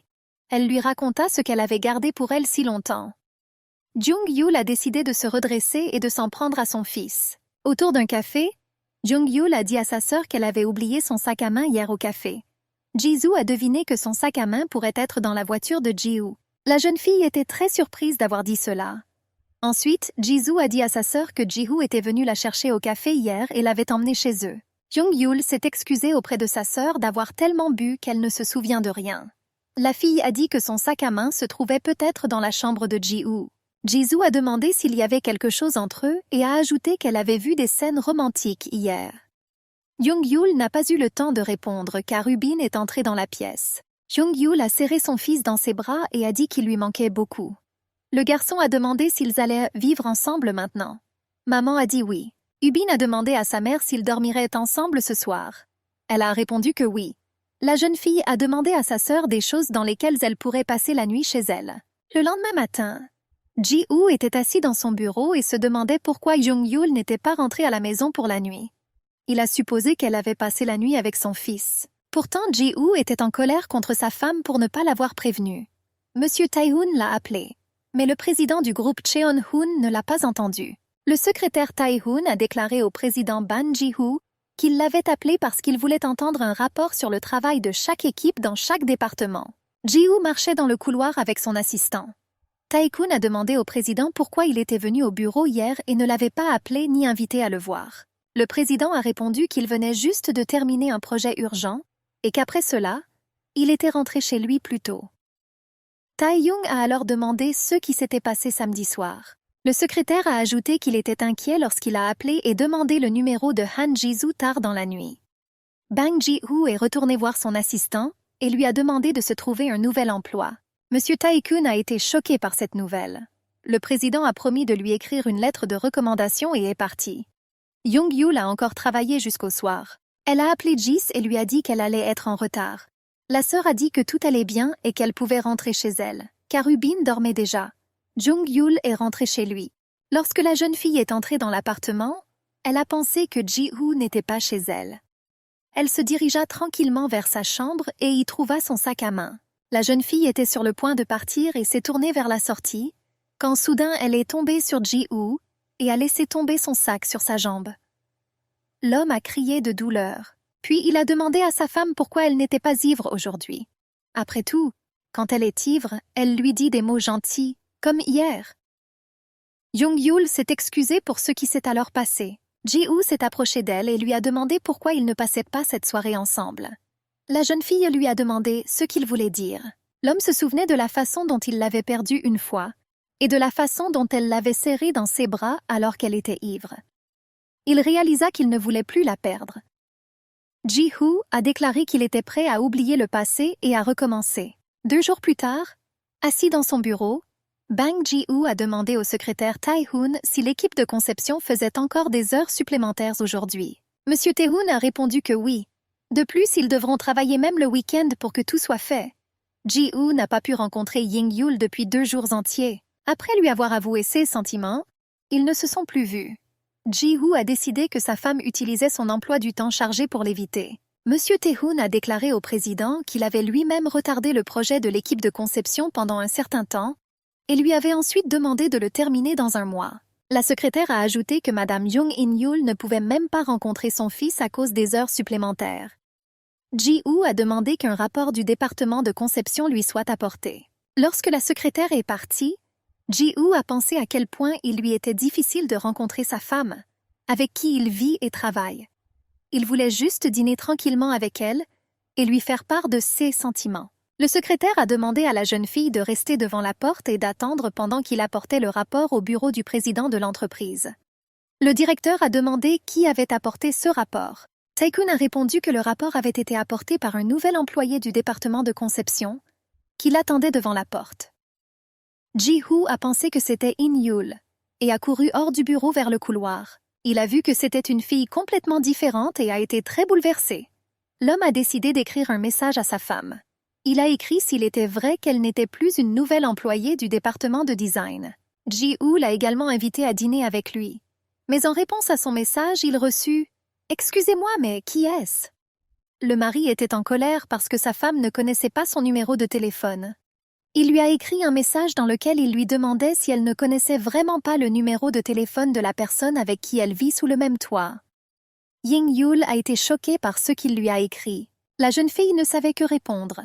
Elle a écrit que l'équipe de conception avait demandé à un nouvel employé de lui apporter un rapport et lui avait demandé s'il l'avait reçu. Ji-woo a demandé s'il y avait un plat qu'elle aimerait manger pour le déjeuner. Ying-yul a répondu qu'elle avait déjà une réunion prévue pour sa pause déjeuner. L'homme était en colère qu'elle parte avec quelqu'un d'autre. Tandis que Ji-woo ne répondait pas, Ying-yul se demandait si elle faisait la bonne chose. Elle voulait fixer des limites à leur rencontre, mais elle doutait de cette décision. Un collègue, Han-sung, s'est approché de la jeune fille et lui a demandé si elle souhaitait le rejoindre pour le déjeuner. Jung-yul a répondu que son ami allait l'approcher pendant sa pause déjeuner. Le jeune homme a dit qu'il avait tout compris, mais il est parti. La jeune fille a demandé à son mari où ils iraient dîner. Ji-woo fut agréablement surprise par un tel message de sa part. Alors qu'il était assis au restaurant, Ji-woo a demandé à sa femme à quoi elle pensait maintenant. Regrette-t-elle d'être venue ici? L'homme lui a demandé si elle l'aimait. Ying-yul a répondu qu'elle avait longuement réfléchi à ce qu'il lui avait dit il y a quelques jours. Ji-woo ne l'a pas laissé finir et a dit que son avocat s'occuperait de toutes les questions. Il inscrira Ubin dans le registre familial. Donc elle ne pourra pas s'inquiéter.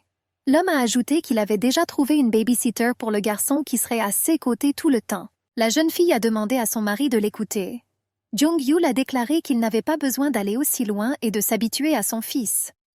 Après tout, ils se sépareront de toute façon dans 1 an. Ji-woo a posé sa fourchette sur la table et a sérieusement demandé à sa femme pourquoi elle pensait cela.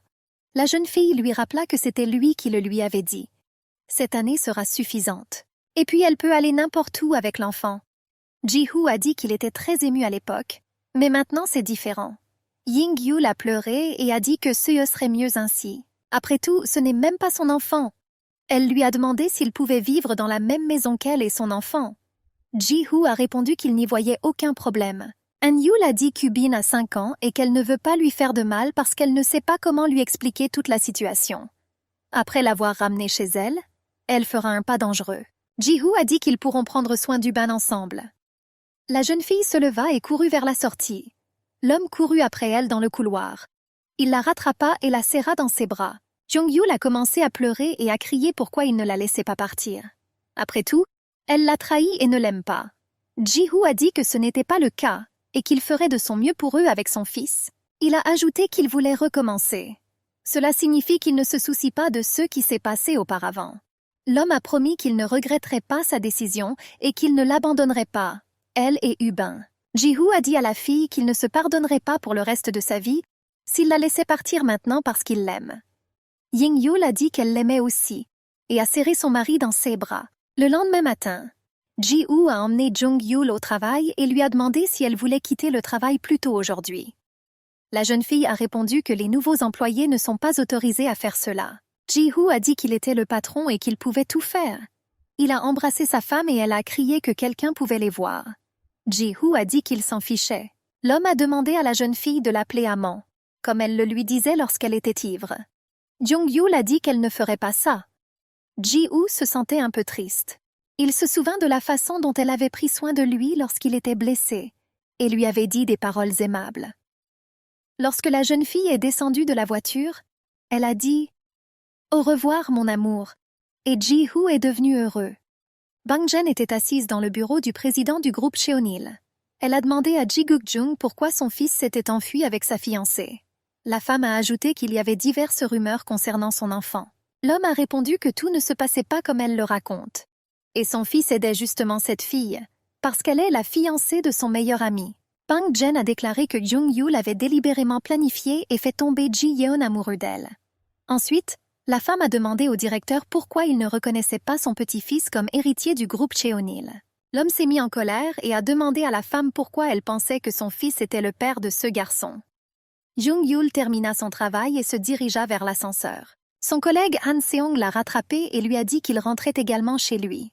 Lorsqu'ils sont sortis, ils ont vu une voiture noire qui attendait quelqu'un. Le jeune homme a dit qu'il s'agissait de la voiture du président de l'entreprise. La jeune fille a dit qu'elle avait oublié quelque chose dans le bureau. Alors elle a dû rentrer et s'est enfuie. Courant au coin du bâtiment, In-Yul a appelé Ji-Hoo et lui a demandé pourquoi il s'était garé juste devant l'immeuble de bureau. La jeune fille ne voulait pas que tout le monde soit au courant de leur relation. Et l'homme a dit qu'il ne se souciait pas de ce que disaient les autres. Il a ajouté qu'il viendrait vers elle maintenant. Quand In-Yul est montée dans la voiture, elle a réprimandé son mari pour son comportement. Ji-Hoo a dit que c'était de sa faute parce qu'elle était sortie avec un autre homme. La jeune fille a répondu qu'elle ne l'accompagnerait jamais parce que son amant l'attendait. Ji-Hoo sourit et ils partirent.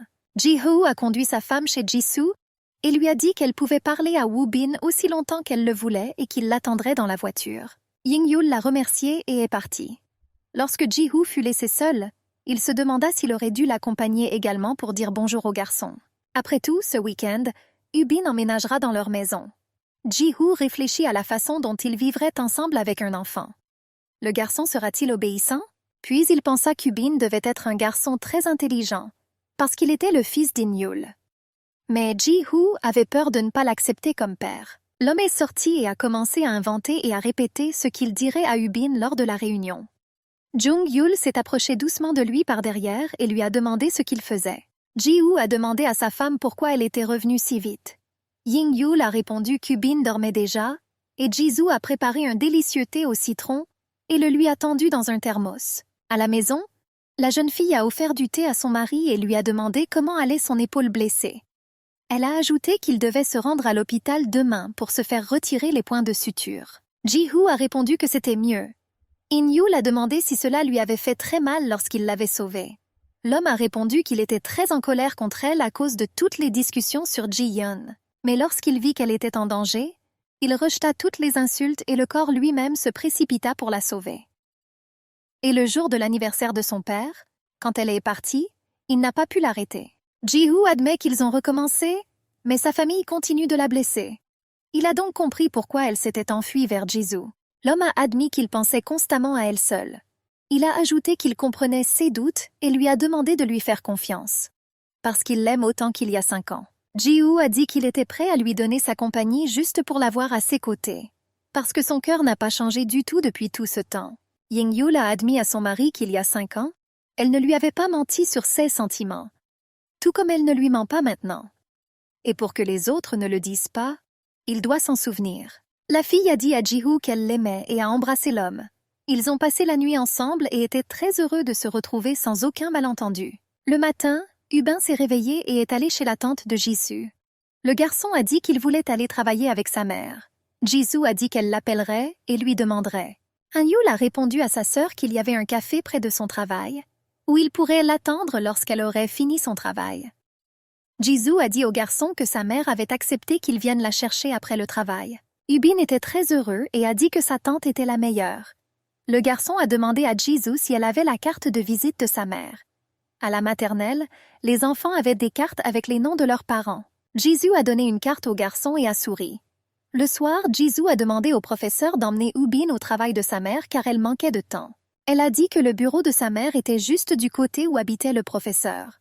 La fille accepta et alla habiller le garçon. Woo-bin était content d'aller chez sa mère. Lorsque le chauffeur de taxi les a amenés, l'enseignante a commencé à chercher son portefeuille dans son sac, mais il n'y était pas. L'homme a dit qu'il pourrait marcher s'il n'y avait pas d'argent. La jeune fille a expliqué qu'elle avait simplement oublié son portefeuille et lui a demandé son numéro de compte bancaire pour pouvoir y transférer l'argent. Le chauffeur de taxi a dit qu'il connaissait des gens comme elle. Les gens s'enfuient sans payer. Ubin a eu peur et est sortie en courant de la voiture. Le professeur lui courut après. Elle a crié au garçon qu'il y avait beaucoup de voitures sur la route. Mais Ubin courut tout droit sur la route et la voiture noire eut à peine le temps de freiner devant lui. Ji-hoo a réprimandé Tae-hoon, qui conduisait, et est sorti de la voiture. Il est allé vers le garçon et l'a aidé à se relever. Le chauffeur de taxi a crié à l'enseignante que tout cela était à cause d'elle. Tae-hoon leur a demandé ce qui s'était passé. L'homme a déclaré que cette fille ne lui avait pas payé le taxi et avait tenté de s'enfuir avec l'enfant. La jeune fille a déclaré qu'elle était enseignante dans une école maternelle et qu'elle emmenait le garçon chez sa mère au travail. Elle a oublié son portefeuille et cet homme s'est mis à crier et à effrayer le garçon. Alors il s'est enfui sur la route. Le chauffeur de taxi a demandé au garçon pourquoi il avait peur. Ubin s'éloigna de l'homme et se blottit contre Ji-hoo. Ji-hoo a demandé au chauffeur de taxi combien il devait. Il a payé de l'argent au chauffeur de taxi et il est parti. Monsieur Tae-hoon a déclaré que l'enfant devrait être emmené à l'hôpital et que ses parents devraient en être informés. Le professeur a dit qu'elle appellerait sa mère. Ji-hoo a demandé au garçon quel était son nom. Ubin a répondu que sa mère ne lui permettait pas de parler de lui à des étrangers. Puis l'homme a dit qu'il devait aller à l'hôpital. À cela, le garçon a déclaré que sa mère ne lui permettait pas de monter dans la voiture avec des inconnus. Ji-hoo a dit au garçon qu'il avait une mère très intelligente, mais qu'il devait s'assurer qu'il allait bien. L'enseignant a déclaré que la mère du garçon ne répondait pas aux appels téléphoniques. Monsieur Tae-hoon a dit à la jeune fille qu'elle pourrait essayer de rappeler sur le chemin de l'hôpital. Ubin a demandé à Ji-hoo sa carte de visite. Ji-hoo fut un peu surpris mais céda. Le garçon a lu et a dit qu'il était écrit qu'il était le président de l'entreprise, ce qui signifie qu'il était le patron. Ji-hoo a souri et a dit qu'il était très intelligent. Ubin a déclaré qu'il voulait aussi être un patron quand il serait grand. Ji-hoo a suggéré qu'il voulait s'acheter beaucoup de jouets. Mais le garçon a dit qu'il voulait devenir riche pour vivre avec sa mère. Ji-hoo a été surpris et a demandé pourquoi il ne vivait pas avec ses parents. Ubin a dit qu'il vivait avec sa mère, et qu'il vit maintenant avec sa tante et qu'il n'a pas de père. Le garçon a ajouté que sa mère est la plus belle du monde. Puis il a demandé à l'homme s'il avait une épouse. Ji-hoo a répondu qu'il avait une femme. Le garçon lui demanda alors s'il avait des enfants. L'homme a répondu qu'il avait un fils âgé de 5 ans. Il ne voulait pas dire au garçon qu'il n'avait même jamais vu le fils de sa femme. Ubin a dit qu'il était jaloux du garçon parce qu'il avait un si beau père. Ji-hoo a demandé si son père lui manquait. Ubin a répondu qu'il ne l'avait jamais vu, mais qu'il lui manquait beaucoup. L'homme a dit que peut-être qu'il manquait aussi à son père. Même si les adultes font de nombreuses erreurs dans la vie, ils aiment toujours beaucoup leurs enfants. Ubin sourit et dit que l'oncle de Yenu le lui avait dit aussi. En entendant ce nom, Ji-hoo a demandé à nouveau. Puis il a demandé au garçon quel était le nom de sa mère. Il a donné la carte de visite de sa mère qui disait Jung In-yul, designer. Jung-yul a couru vers l'infirmière et lui a demandé où se trouvait le garçon amené à l'hôpital. Pendant que l'infirmière cherchait son nom dans ses documents, Ubin courut vers sa mère. La mère a serré le garçon dans ses bras et lui a demandé si tout allait bien pour lui après l'accident. Ubin a dit qu'il allait bien. Ying-yul a dit qu'elle était très inquiète pour lui. Derrière Ubin, elle vit Ji-hoo et Monsieur Tae-hoon. La jeune fille a été très surprise et a demandé comment ils avaient rencontré Ubin et où se trouvait l'institutrice de maternelle. Ji-hoo a déclaré qu'ils se rendaient au bureau après la réunion et qu'ils avaient rencontré Ubin. Jung-yul a demandé comment ils pourraient se rencontrer s'ils ne l'avaient jamais vue auparavant. L'homme a admis qu'il ne l'avait pas spécifiquement appelée depuis son téléphone pour ne pas la choquer. La jeune fille a demandé ce qui était arrivé à son fils. Le professeur a déclaré qu'il avait été heurté par une voiture. Ji-hoo a déclaré que Monsieur Tae-hoon avait été négligent en conduisant et n'avait pas remarqué un feu rouge. Il a freiné à temps et Ubin a tout simplement eu peur et est tombé sur l'asphalte. Mais au cas où, ils ont décidé de l'emmener à l'hôpital. Tae-hoon ne savait pas quoi dire car, en fait, le garçon s'est précipité sur la route sans feu de circulation. Monsieur Tae-hoon s'est excusé auprès de Jung-yul et a déclaré qu'il serait plus prudent lorsqu'il conduirait à l'avenir. Ji-hoo fit un clin d'œil à Ubin et le garçon lui sourit en retour. 1 heure auparavant, alors qu'ils attendèrent le médecin, Ubin avait demandé à Ji-hoo s'il connaissait sa mère. L'homme a répondu qu'il savait et qu'elle et lui étaient très proches. Il n'avait aucune idée que lui et le garçon se rencontreraient ainsi. Ubin a demandé à Ji-hoo de ne pas parler du chauffeur de taxi à sa mère.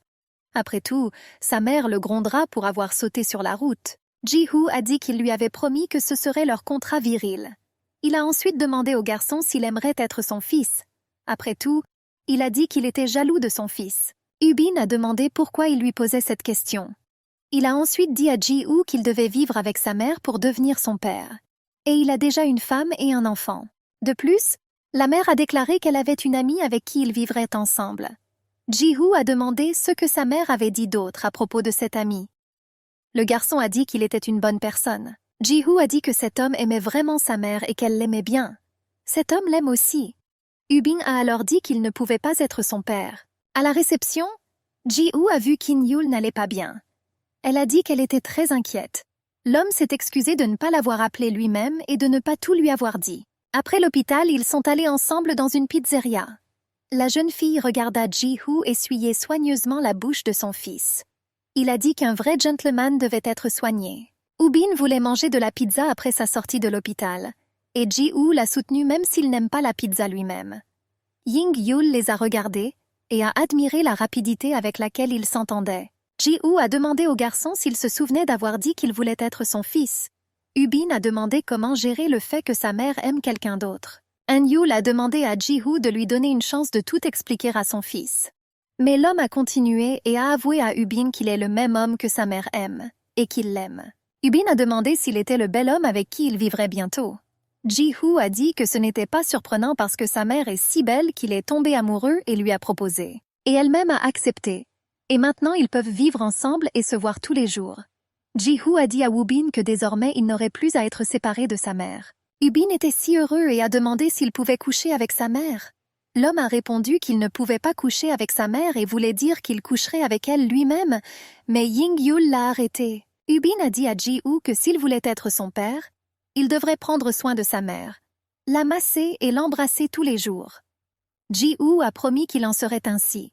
L'homme a alors demandé au garçon s'il voulait quelque chose pour lui-même. Ubin a admis qu'il voulait marcher par la poignée, jouer avec lui et aller au zoo ensemble. Ji-woo a promis de faire ce qu'il voulait pour lui et lui a rappelé le contrat des hommes. Ying-yul a demandé à son fils s'il était heureux d'avoir un père si soudainement. Ubin a dit qu'il aimait vraiment Ji-woo. L'homme s'est dit très heureux d'entendre cela et a suggéré qu'ils rentrent chez eux. Tout le monde était d'accord et ils sont sortis. Ji-woo a demandé à la fille s'il avait trop choqué l'enfant. Ying-yul a dit qu'il avait tout géré parfaitement et l'a remercié pour aujourd'hui. L'heureuse famille est rentrée chez elle, car il était déjà assez tard. Le secrétaire Park a rencontré Ji-yeon à l'aéroport. Il a salué le directeur et lui a demandé où aller. Ji-yeon a répondu « à Ubin ». Après une journée bien remplie, le garçon s'est rapidement endormi. Ji-woo l'a placé sur le lit d'In-yul et l'a recouvert d'une couverture. L'homme a dit qu'il transformerait sa chambre en crèche ce week-end. La jeune fille, indignée, lui demanda où elle dormirait alors. Ji-woo a fait signe à sa femme de ne pas crier et a dit qu'ils dormiraient désormais ensemble en tant que mari et femme. Ying-yul s'est bouleversée et Ji-woo a demandé ce qui la dérangeait. La jeune fille a répondu qu'elle s'inquiétait de ce qu'Ubin en penserait. Ji-woo a répondu que cela devrait être fait pour lui. Après tout, il n'est pas bon pour les enfants que leurs parents vivent dans des pièces séparées. Les enfants doivent grandir dans une atmosphère chaleureuse, en voyant l'amour de leurs parents l'un pour l'autre. Lorsqu'ils sont allés dans leur chambre, Young-yul a dit à Ji-woo qu'Ubin était un garçon plutôt timide. Et pour la première fois, il faisait autant confiance à la personne qu'il venait de rencontrer. Ji-woo a dit qu'il ne l'avait pas remarqué. La jeune fille a déclaré qu'avant, il n'avait montré son amour à personne d'autre qu'à elle aussi ouvertement. L'homme a dit qu'il était content qu'Ubin l'apprécie. In-yul a remercié Ji-woo de s'être rapproché de son fils. Ji-woo a répondu qu'il serait toujours avec eux. L'homme supposait que le garçon était heureux parce qu'il était maintenant avec sa mère, et non à cause de lui. Mais il a promis de continuer à essayer de faire de lui le fils heureux d'un père aimant. Ying-yul a pris la main de l'homme et a dit qu'elle voulait lui dire quelque chose, mais qu'elle ne pouvait pas encore. Ji-woo l'a serrée dans ses bras et lui a dit qu'il comprenait et qu'il l'attendrait quand elle serait prête. Il l'embrassa et l'a mis sur le lit. Ying-yul craignait qu'il réveille Ubin. Ji-woo a dit que le garçon était fatigué et s'était endormi profondément.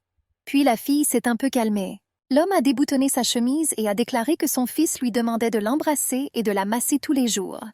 Et il ne peut pas désobéir à son fils. Ji-woo s'est rapproché de sa femme et soudain Ubin s'est réveillé et a appelé sa mère. Ying-yul a repoussé l'homme et il est tombé au sol. Ji-woo se demandait s'il était prêt à être père. Lorsque le secrétaire Park a conduit Ji-yeon chez Jisoo, il a dit de rentrer chez lui. Puck a demandé s'il voulait dire bonjour. L'homme a répondu qu'il était fatigué et qu'il voulait rentrer chez lui. Ji-yeonu a vu Jisoo et Tae-young devant sa maison et ne voulait pas sortir de la voiture. Il se demandait ce que le secrétaire Ji-woo faisait ici. Dans la matinée, In-yul a appelé sa sœur et lui a raconté à quelle vitesse Ubin et Ji-woo s'entendaient. Ils ont ajouté qu'ils étaient si inséparables qu'elle se sent redondante. Jisoo a dit que Ji-woo faisait de gros efforts pour elle et qu'il était évident qu'il l'aimait. Ying-yul a remercié sa sœur d'avoir donné les affaires de Woo-bin par l'intermédiaire de M. Tae-hoon. La jeune fille a demandé à sa sœur si elle connaissait bien Tae-hoon. Ying-yul a répondu qu'il était une personne gentille et honnête. Elle a demandé à Jisoo s'il était possible qu'elle l'apprécie. Jisoo a dit qu'elle venait de demander. Mais Ying-yul a décidé d'aider sa sœur et l'a invitée à dîner chez elle, auquel elle invitera également M. Tae-hoon. Ji-woo, assis dans son bureau, a demandé à son assistant pourquoi le président de l'entreprise devrait travailler le week-end après 5 jours chargés. M. Tae-hoon a déclaré qu'il travaillait auparavant 7 jours sur 7 et qu'il ne souhaitait pas prendre de congés payés. Et il a ajouté qu'il devait aussi travailler le week-end. Ji-woo a déclaré qu'il lui avait proposé de démissionner, mais lui-même ne le voulait pas. Le président de l'entreprise a reçu un appel de sa femme et lui a demandé quand il rentrerait à la maison. L'homme a répondu qu'il pouvait rentrer à la maison au moins maintenant. Jung-yul a demandé ce qu'il adviendrait de son travail. Ji-woo a déclaré qu'il avait déjà terminé toutes les questions importantes. La jeune fille a dit qu'elle voulait remercier sa sœur pour son aide avec Ubin et dîner chez eux. L'homme a demandé s'il valait mieux réserver une table dans un restaurant. Un-yul a répondu qu'elle irait au magasin avec Uban et préparerait quelque chose de délicieux. Ji-woo leur a dit de l'attendre et qu'il arriverait. Tae-hoon était heureux de pouvoir enfin rentrer chez lui. Le président lui a demandé de trier les invitations et de nettoyer les documents dans son bureau. Jung-yul a appelé M. Tae-hoon et l'a invité à dîner. Ji-woo a demandé à son assistant où il avait obtenu le numéro de téléphone de sa femme. Le secrétaire a répondu que lorsqu'ils se sont rencontrés, ils ont échangé leur numéro afin que Ying-yul puisse l'appeler à l'aide. Ji-woo était contrarié que sa femme n'ait pas son numéro mais avait le numéro de sa secrétaire. Tae-hoon a demandé au manager de ne pas être jaloux de lui. Mais Ji-woo lui a dit de ne pas venir dîner. Tae-young a répondu que Jisoo serait là. Ji-woo a compris qu'il l'aimait bien et a accepté. Avant de partir, le président du groupe Jong-hoon a demandé au secrétaire de contacter Ji-yeon et de lui dire que Ji-woo avait quelque chose à lui dire. Ji-woo s'est rendu au magasin en voiture. En le voyant, Ubin a couru pour serrer son père dans ses bras et Ji-woo l'a pris dans ses bras. Ying-yul était heureuse de les voir ainsi. Ils ont acheté des produits d'épicerie et un jouet pour le garçon. Ubin a dit qu'il aimait beaucoup le robot, mais qu'il aimait encore plus le nouveau papa, et tout le monde a ri. Au dîner, M. Tae-hoon dit à In-yul qu'elle cuisine très bien, et il comprend pourquoi Ji-woo est si pressée de rentrer chez elle. La jeune fille était heureuse qu'ils puissent tous se réunir chez eux. Dès que Ji-yeonu est entré dans la maison, il a été immédiatement giflé par son père. Le jeune homme a dit que c'était déjà trop, car il venait juste de rentrer de l'aéroport. Ji-guk-jung a déclaré qu'il était resté silencieux pendant longtemps lorsque son fils était obsédé par cette fille. Il l'envoya en Angleterre, espérant qu'il l'oublierait là-bas. Le père a demandé à Ji-yeon pourquoi il avait menti sur le fait que l'enfant de cette fille était son fils. L'homme a demandé si la société Cheonil Group ne signifiait rien pour lui. Il a ajouté que cette fille rusée avait spécialement trompé tout le monde afin de mettre la main sur les actions de la société. Ji-yeon a demandé à son père de ne pas dire du mal de Ying-yul parce qu'elle est innocente. Ji-guk-jung a traité son fils de garçon fou qui ne comprend rien. L'homme a demandé comment il pouvait voler la mariée à son meilleur ami. Puis il lui a demandé s'il s'attendait à ce qu'elle lui rende l'appareil. Le jeune homme se tut, et son père lui dit qu'ils étaient de nouveau ensemble. Ji-guk-jung a révélé qu'il les avait vus ensemble lors de l'investiture de Ji-woo. Ji-yeonu a demandé au secrétaire de Park pourquoi il ne lui avait rien dit. Le secrétaire a déclaré qu'on lui avait ordonné de ne rien lui dire. L'assistant a déclaré que Jung In-yul travaille désormais comme designer à la galerie Jung-hoon Group. Ji-yeonu s'est assis sur son lit et a tristement demandé pourquoi personne ne lui avait rien dit. Et pourquoi In-yul elle-même ne lui a-t-elle pas parlé d'événements aussi importants par téléphone. Le secrétaire Tae-hoon informe le président Ban Ji-hoo qu'il a transmis son message à Ji-yeon en appelant son secrétaire. Mais là, ils ont dit qu'il n'était pas encore apparu au bureau. Ji-hoo a dit que c'était étrange parce qu'il était déjà retourné en Corée. L'homme pensait qu'après que son père l'aurait vu avec Jung-yul ensemble, Ji-yeonu voudrait se rencontrer. Ji-hoo a suggéré que Ji-yeonu ne pouvait tout simplement pas quitter sa maison. parce que son père ne lui permettait de voir personne. Tae-young a dit qu'il le découvrirait. Ban-jen a demandé à Ji-yeon s'il était très surpris de la voir chez eux. Le jeune homme a répondu que tout allait bien. La femme a dit qu'elle était venue lui parler, ainsi qu'à son père, du mariage. Elle a demandé à Ji-yeon s'il était temps pour lui de se marier. Ban-jen a ajouté que sa fille était amoureuse depuis longtemps du merveilleux directeur du groupe Cheonil. Ji-yeon a répondu qu'il y avait une différence d'âge de 12 ans entre eux et qu'il n'épouserait jamais une si jeune fille. De plus, il n'envisage pas du tout de se marier. Puis la femme a dit que son ami Ji-hoo était déjà marié. Cette nouvelle a choqué Ji-ye. Ban-jen a ajouté que ce mariage n'avait aucun sens car il s'agissait des termes du testament de son père. Il s'agissait du fait qu'il devait épouser cette fille pour obtenir la société Cheon-hoon Group. Et il devait également inscrire son fils dans le registre de famille. La femme a ajouté que l'enfant s'avère être une histoire intéressante. Et si les médias découvrent que l'enfant est le sien et non celui de Bang Ji-woo, le groupe Cheonil sera également en difficulté. Ji-yeon a demandé à la femme ce qu'elle voulait. Ban-jen a répondu qu'elle appréciait un gendre aussi intelligent. Elle veut donc qu'il épouse sa fille. Ji-guk-jung a demandé ce qui se passerait s'il refusait. La femme a répondu qu'elle voulait juste que son enfant soit heureux. Sinon, elle provoquerait l'effondrement du groupe Cheonil. Le soir, après le travail, Ji-hoo a versé de l'eau chaude avec des huiles dans une bassine pour sa femme et a voulu lui faire un massage des pieds. Il a dit que toutes les femmes dans leur travail se fatiguent avec les talons. Ying-yul était très reconnaissante envers son mari pour le massage. Ji-hoo a demandé quoi préparer Ubina pour le dîner. La fille a répondu qu'il aimait les nems et le tofu. L'homme lui a ensuite demandé s'il était allergique à quelque chose. Ying-yul a répondu qu'il n'était allergique qu'aux graines de lin. Une fois, ils étaient dans un plat et il ne pouvait plus respirer. Ji-hoo a dit que c'était étrange, mais il était également allergique aux graines de lin. Ying-yul rougit parce qu'elle ne savait pas qu'il souffrait également de la même allergie que son fils. Le lendemain, Ji-hoo a joué avec Woo-bin avec ses jouets. L'homme a dit qu'il avait beaucoup de jouets. Le garçon a dit que son oncle Yenu lui en avait donné la plupart. Ji-hoo a demandé au garçon pourquoi il appelait son oncle papa. Woo-bin regarda l'homme avec surprise et dit que l'oncle Yenu n'était pas son père. Ji-hoo était choqué. Le lendemain matin, Ji-hoo a donné 2 sacs de cheveux à son assistant et lui a demandé de les examiner. Il a admis qu'il ne pouvait plus vivre ainsi, ne sachant pas de qui il s'agissait. Monsieur Tae-hoon a suggéré que Jung-yul aurait pu délibérément changer la date de naissance de Woo-bin afin que personne ne sache qu'il s'agissait de son enfant. Mais alors pourquoi ne lui avoue-t-elle pas maintenant? Il a ajouté qu'il semblait qu'elle avait peur de quelqu'un. Ji-hoo se souvint que la fille voulait lui dire quelque chose, mais qu'elle devait d'abord parler à quelqu'un. 2 jours plus tard, les résultats du test ADN sont arrivés, et Ji-hoo a découvert qu'Ubin était son fils. Il a décidé de rendre visite à ses parents d'abord, puis de rentrer chez lui. En approchant du bureau de son père, il y entendit la voix de Jung-yul. Elle a demandé à son père pourquoi il voulait la tuer, elle et son enfant à naître, il y a 6 ans.